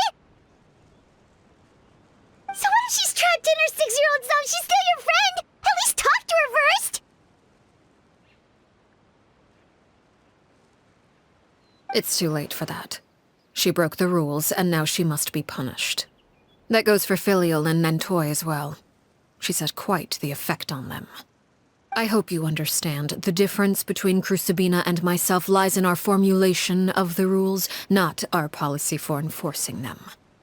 Upholding the rules without question is a trait we both share, because that is how a household should be run. Is this really what you want to do? Whatever could you mean? Don't you want to say a proper goodbye at least?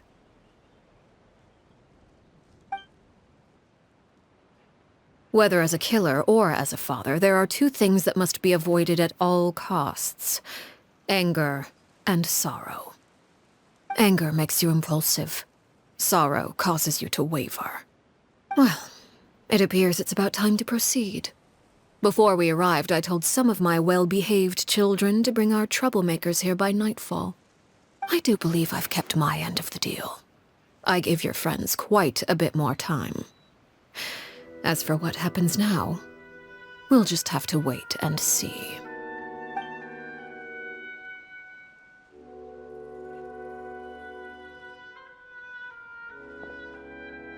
Here they are, Father. You gonna execute him? Seeing something like that would actually be a first for me. Lenny!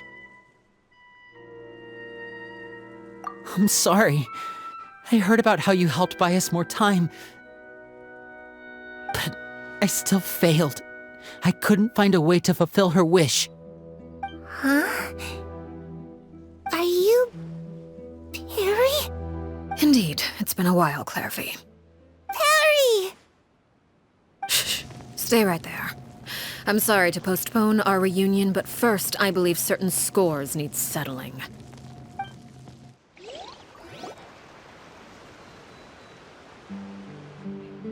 Father, let me explain. Out of my way. Father! You chose to conceal a threat to the house. And for that, you must be punished. Overall, however, I suppose your wrongdoing is hardly the most egregious of the bunch, so I'll deal with your punishments later. As for right now, the more pressing concerns are the traitors among us. By traitors? Do you mean us? Father, let me explain. We didn't mean to. Fultz, why don't you share what you heard? Yes, Father. Secret Midnight Meeting number 3. Participants, Filial, Nantoi, Sato, Toddy. Nantoi clearly said, if only Father wasn't the one who took us in. Sato added, I'm sick of this life. I just want to live as a normal person. Filial was the worst of them all. She called us crazies and said a bunch of mean things about Father. I did not! You're lying! Fultz is trying to frame us. It's not like I'm the only one who heard those things. After that, you and Toddy and a bunch of other people started talking about Clairvy. You were using all those things Clairvy brought up as an excuse to question Father. We're birds locked in a cage. The only way out is to destroy it. That's what you said, wasn't it? You little. You just want me gone, don't you? What did I ever do to you, huh? And you, Sheplo, have you forgotten who stood by your sickbed, watched over you, and changed your dressings? Come on, let's hear it then. What's your reason for all this?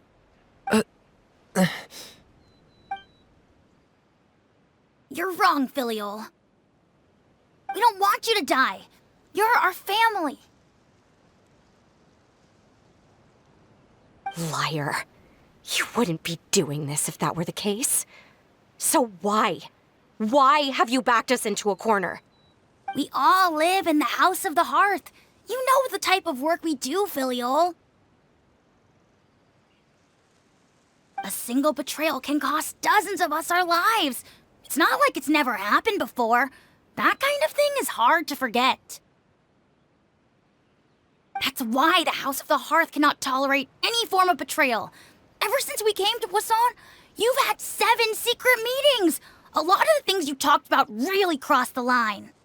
You've been spying on us for half a month? Wait a second. Now that I think about it, the move to Poisson was just a way to make it easier to spy on us, wasn't it? Because we were all in one place. You've had this planned all along. Filial, Nantoi, I'm sorry. I owe you both my life. I owe Clairvy too. If it weren't for all your help after I got poisoned, I wouldn't be standing here today. If this were any other situation, I would do anything to repay that kindness, even if it cost me my life. But rules are rules. I'm sorry. My hands are tied. Why? Why? That's enough, Filial. We made a mistake, and we should own up to it. We broke the rules, plain and simple. And now we have to face the consequences. I'm sorry, Sheplo. Fultz. I'm sorry, Father. We accept our punishment. Sheplo, according to the rules of the House of the Hearth, how should these traitors be punished? All those who betray the house pay with their lives. And so it shall be.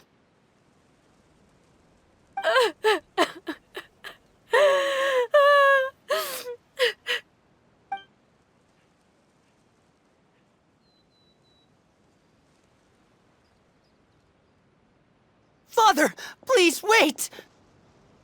Something you want to say, Linny? Please reconsider, Father.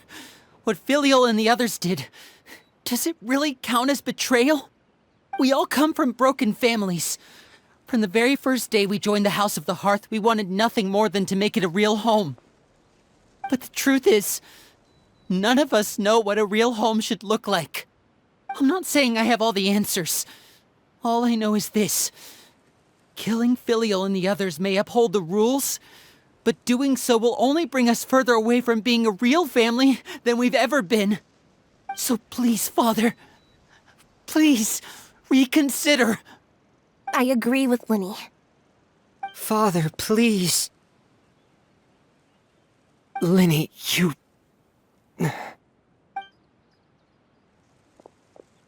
I also agree with Linny.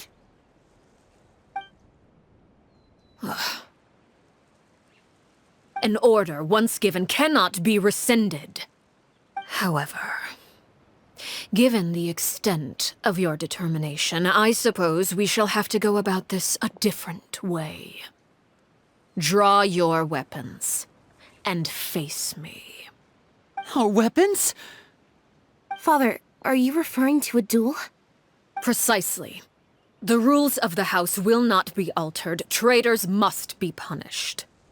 However, resolving disputes with a duel is also one of our rules, one that also applies to me. Demonstrate a sufficient showing of strength, and I shall offer a concession. Wait. Beat Father in a duel? Impossible. Father is way too strong, even for Linny.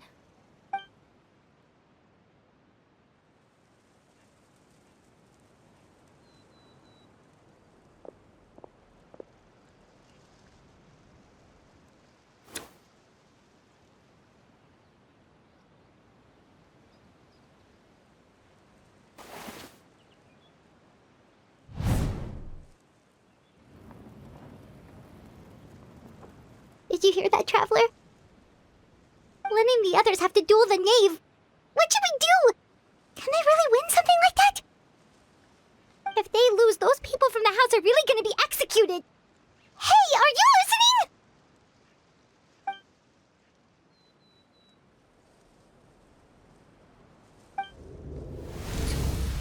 Don't you want to say a proper goodbye at least? Anger makes you impulsive. Sorrow causes you to waver.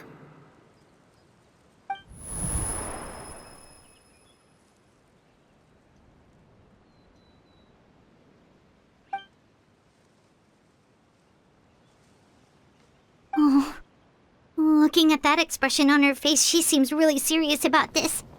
Guess that means there's no chance she's throwing the duel on purpose, huh?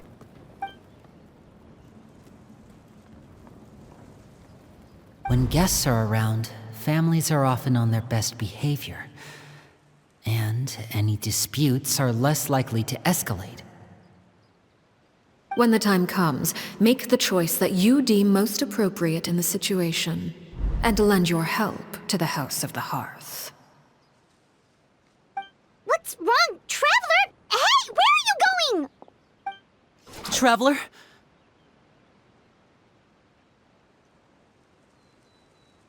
You're asking to join the duel against the knave? I'll allow it. We do have a ready-made dueling ring at our disposal, after all. All I would advise is this. Keep a firm grasp on your weapon, and give it your all. Any less, and you may just lose your life.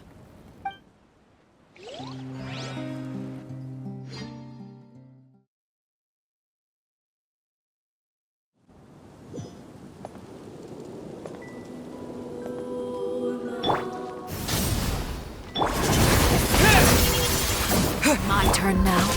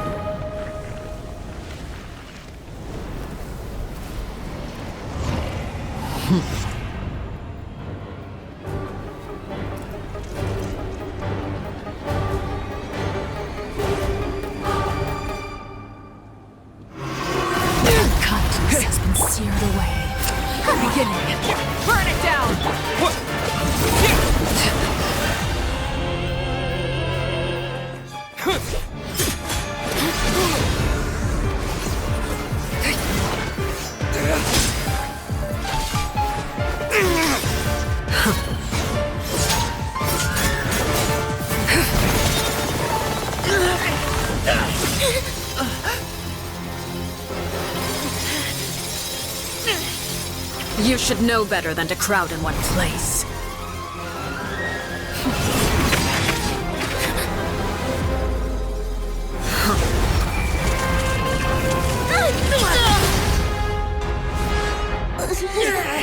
Oh, I know. No!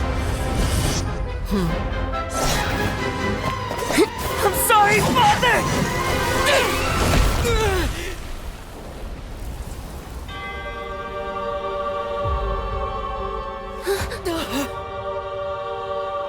Sorry for what? This pitiful excuse for an attack.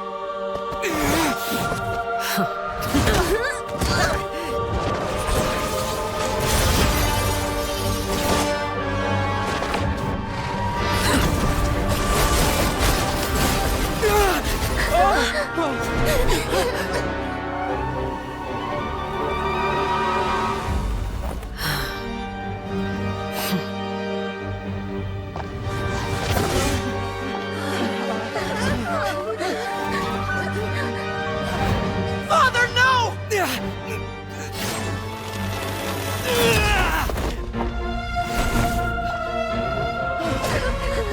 Made it out, did you? You're stronger than I expected.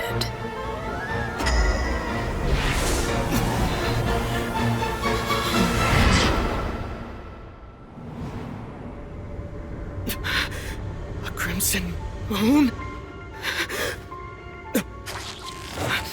I can't move.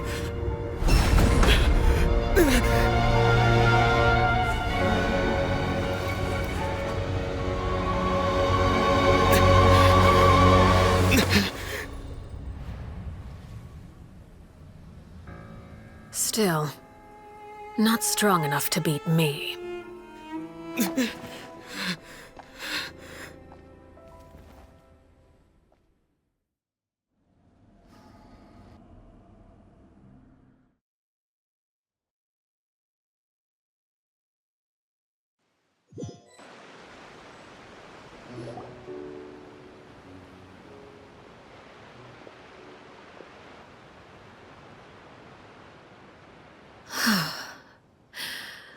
I believe we can end things here.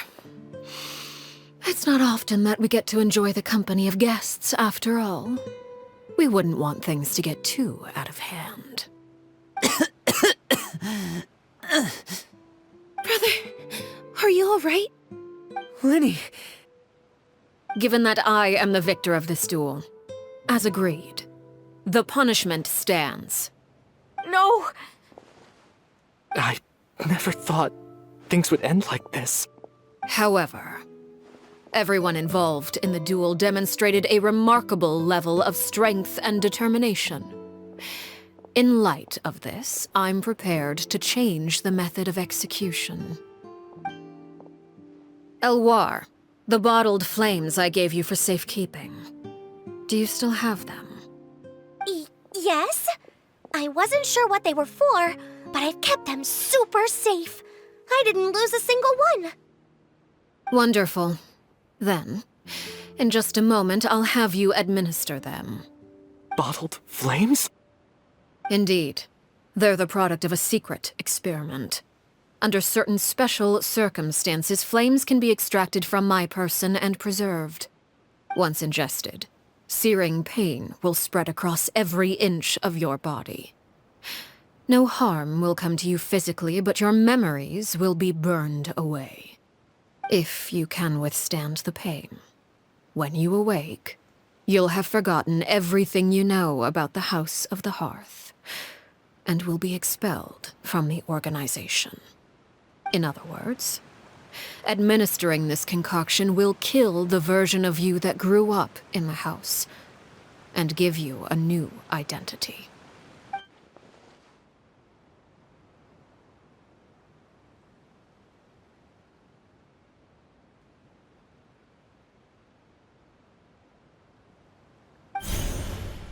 Memory is a mysterious thing indeed. Losing a portion of your memories will alter your sense of self.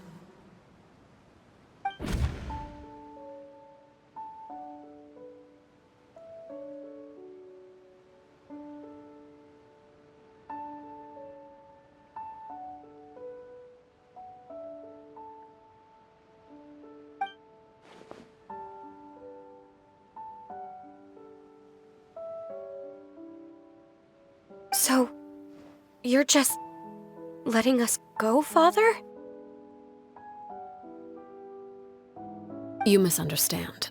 Memories are extremely important. Once consumed by flame, the version of you standing before me will die, and our secrets will die with you. So no, I don't intend to just let you go, because the person who survives will be nothing but a stranger. Even so, I won't have to live in fear anymore. I'm sorry, Father. I'm sorry I let you down. But I really... Don't cry, Filial. You haven't left the house yet, so there are still rules to be followed, yes? Remember what I taught you.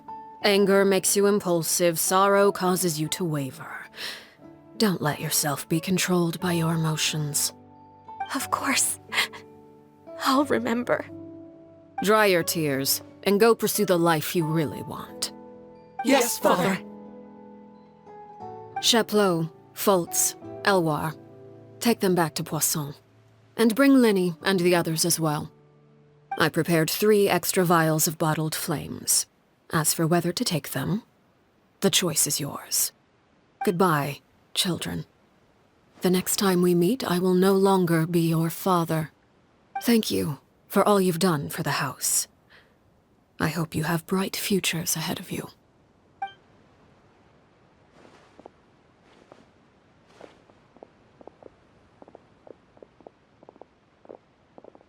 Father!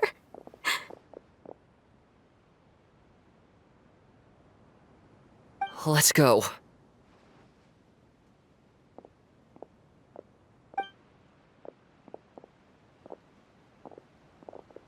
Here, grab my arm, Linny. I'll help you walk back. Thank you.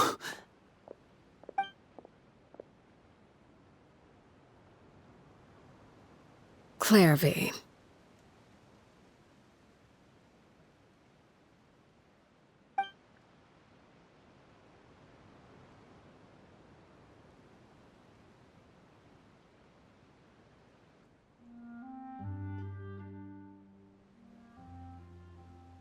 Can we talk now? I've been waiting for a super long time. You really are Perry, aren't you? I haven't seen you in so long. How come you're all grown up? Wait, did I somehow travel to the future on accident? Or am I dreaming? What a long dream. Neither. You died, Clairvy. That's what happened. You could have at least sugarcoated it a little. Look, she's done speechless.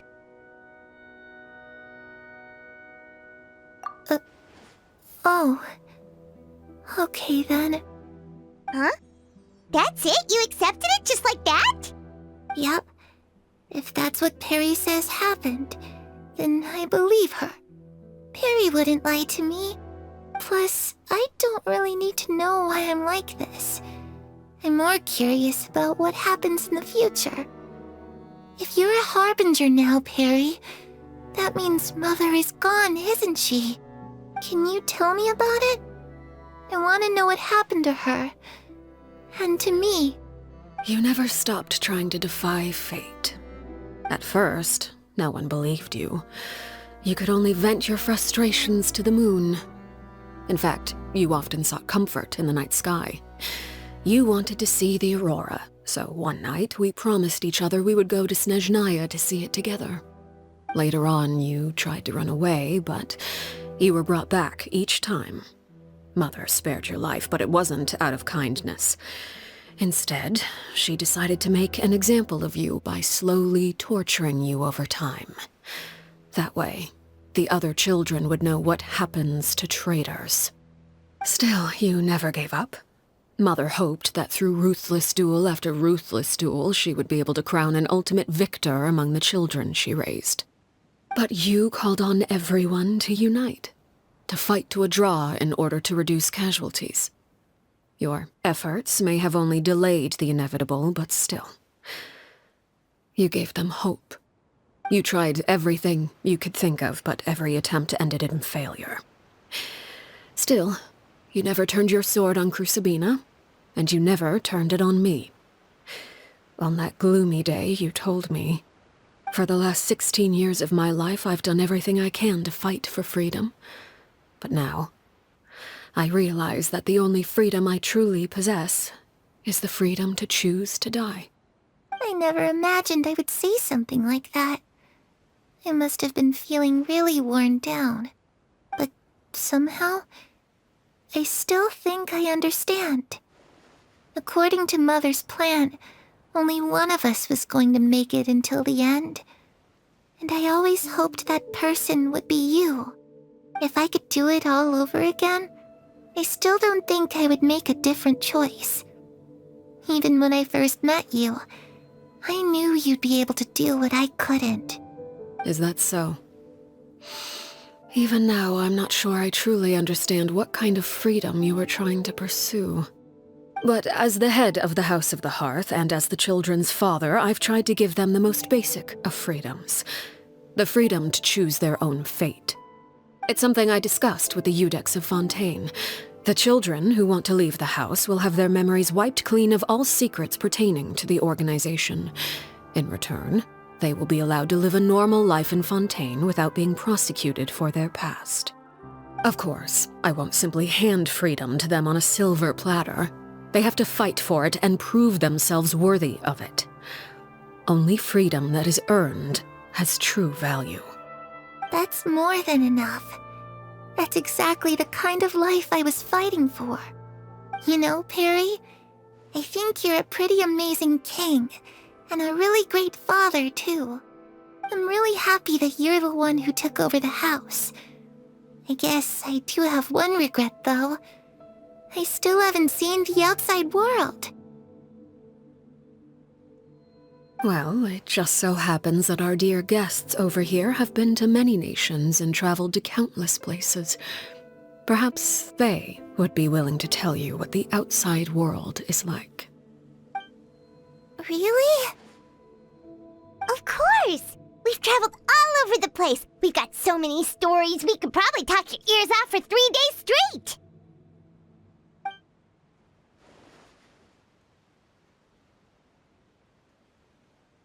You know, I used to dream of being a bard. Playing the lute while singing into the winds of freedom. Even if there was no one there to listen, I would have continued to sing no matter what.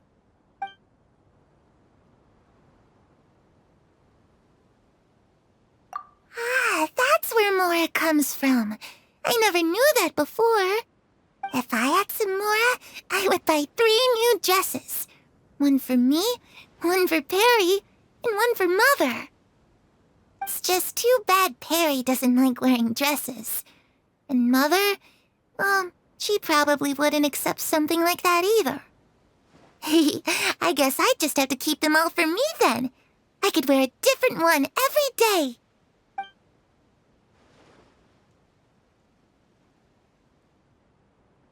Those yokai you mentioned, what do they look like? I once saw a drawing of this one guy with horns on his head and a super scary face. Are there any yokai like that? Oh, sounds like you're talking about an Oni. Yep, we've met one, and let Paimon tell you, they're not nearly as scary as they look.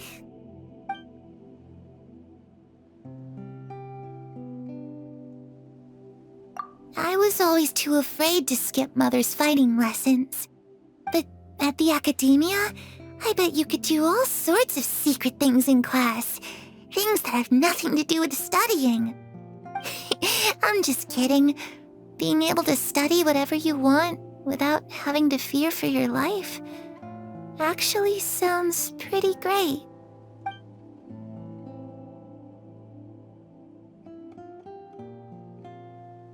The situation was super dangerous. Lenny and Lynette were accused of committing a crime, and they were going to have to stand trial at the Opera Epicles. Oh no, that must have been hard for all of you. What happened next? Don't worry, we were able to turn the situation around super quickly, all thanks to Detective Paimon. fun, of course. How'd you do that? Come on, tell me. Okay, so it was like this. After the failed magic show, we rushed to the scene and...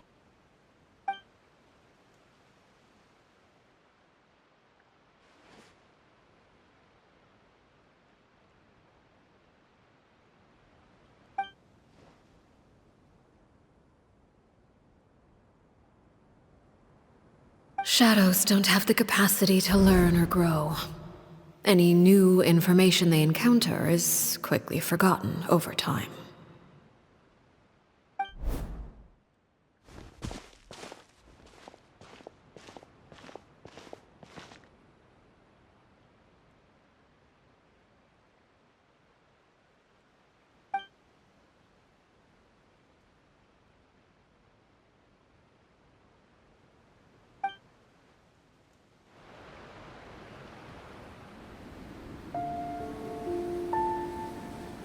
Clairvy, you've worked tirelessly from the shadows to overthrow the House of the Hearth.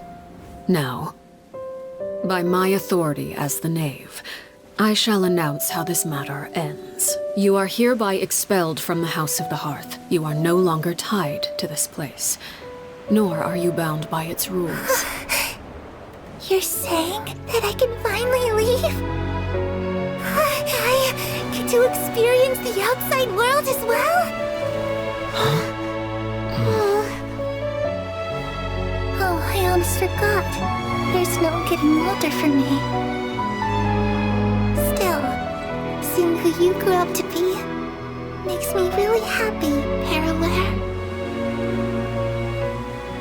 Take care of yourself. Goodbye. May we meet again someday.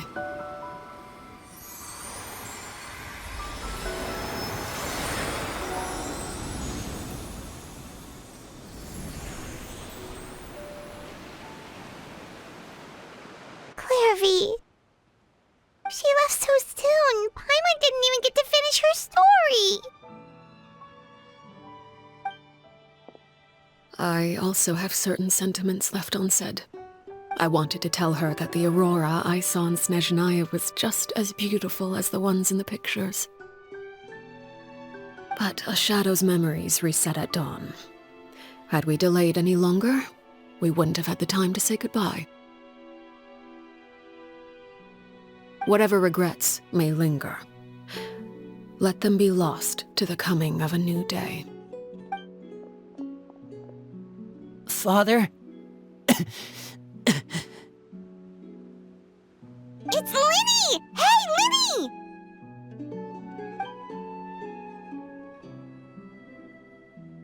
What is he doing back here? Let's go check it out.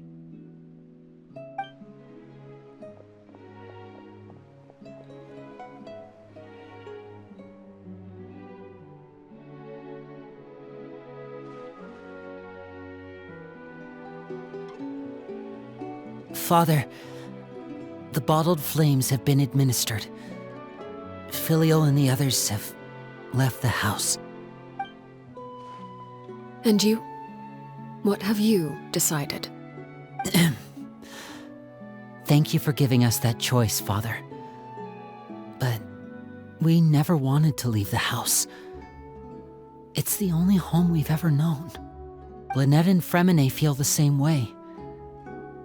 They're recuperating back at the Hotel Bouffe d'été. But I decided to come back and tell you where we stood. I'm sure you're well aware of the expectations I have for you. I want you to follow in my footsteps and become the next king of the house. Yet you seem to have different ideas. I must admit, I'm rather surprised by your decision to stay.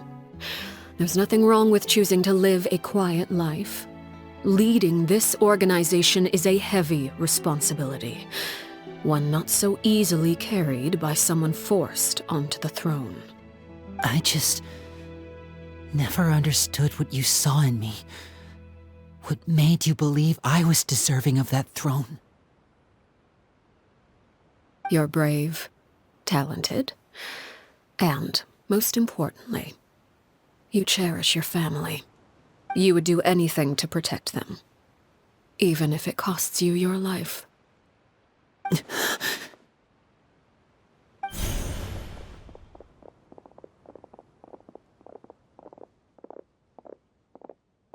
Speaking up back there was so brave of you, Linny.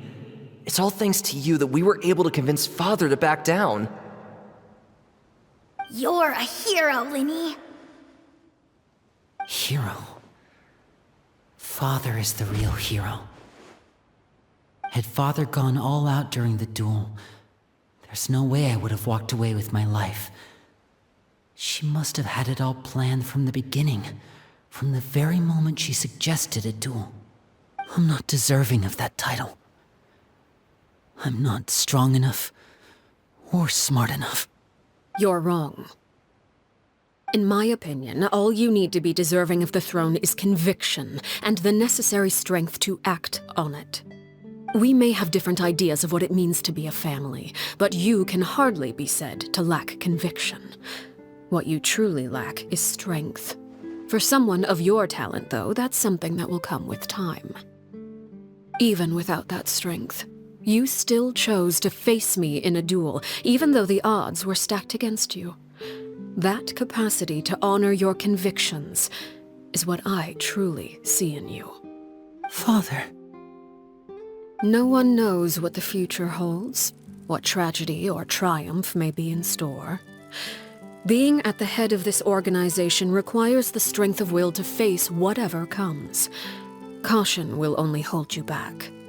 If reaching a certain standard were required to go after what you want, I would never have succeeded in killing my predecessor. Back then, there was still a considerable gap between our abilities. Strength may decide the ultimate victor, but those who let a lack of strength dictate their decisions or undermine their convictions will never be worthy of the throne. I understand, Father. Thank you. Children must grow up to surpass their parents. Only then can a family continue to flourish. The road ahead is not an easy one, so I'll ask you one last time.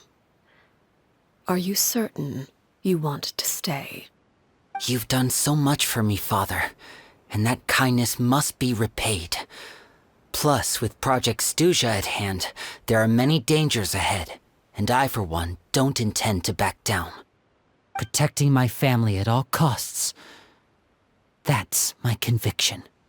Then you're welcome to stay. As for Project Stuja, you need not be too concerned.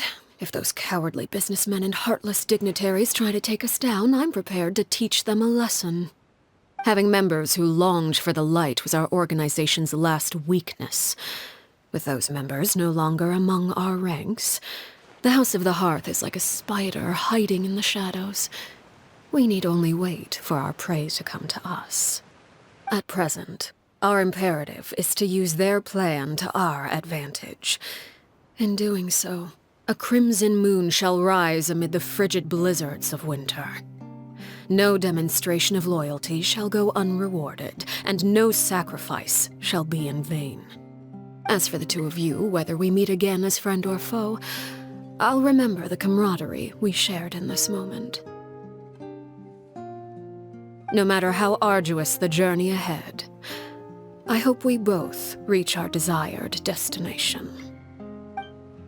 Didn't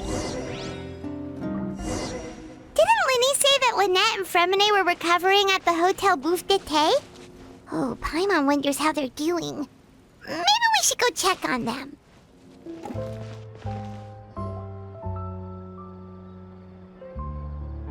Lynette? Fremine? How are you feeling? Much better. Whew, what a relief!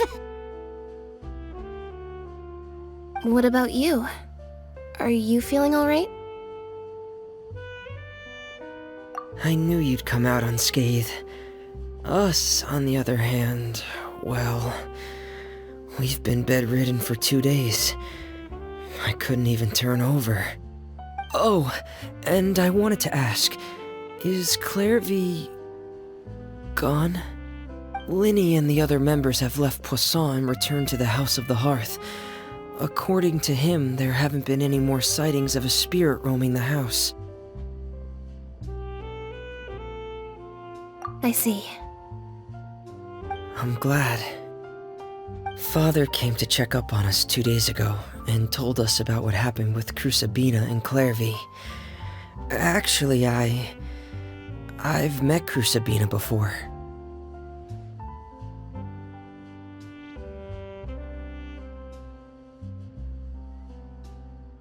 Wait, what? You've met the former knave?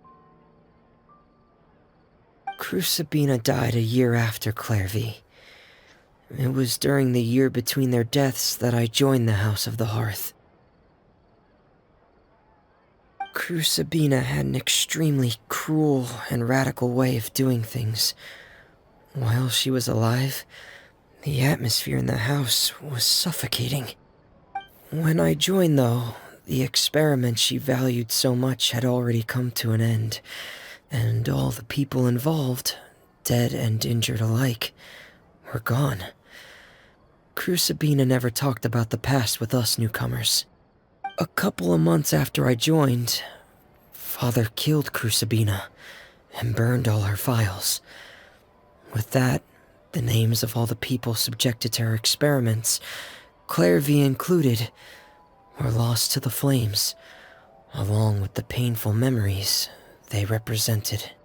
Father took in Lenny and me a couple months after that, but she never mentioned anything about Crusabina or Clairvy. It really seems like something she was planning to keep to herself. The last time you talked to her, did she mention why she kept it a secret for so long? She said she didn't want us to be affected by the darkness of the past. She was worried we'd develop a false sense of gratitude towards her if we knew about it. The foundation of a family should be free of any corrupting influence. Whatever happened in the past, it has nothing to do with who we are now. And that's what Father told us in the end. But I still thanked her for everything. It was only after hearing about what Crusabina did that I finally realized how insignificant our lives could have been. The members of the house meant nothing to her. To say that she valued them in any way, even just as a tool, would probably be giving her too much credit. If Father hadn't taken over the House of the Hearth, I probably would have already... Father rarely brings up the fact that she saved us. She doesn't believe that being indebted to her should be what ties us together. But even if we didn't owe her anything, we would still choose to stay. Because this is our home. We may have arguments or times when we feel wronged. Some people may even choose to leave. But as long as Father is here, we will always have a home. Whether the path before us is bathed in sunlight or shrouded in shadow, we'll follow Father wherever she chooses to go. So I wanted to say thank you for helping us make it through this crisis. Without your help, we could have lost a lot more along the way. Oh, we didn't do anything, really. Of course. You're welcome anytime. Are Filial and Nantoy okay? I actually saw them at a cafe this morning. They didn't recognize me. From what I could tell, they were drinking coffee and talking about one of the operas that started running recently. They seemed happy. If I had to take a guess, I would say they finally found the kind of life they always wished for.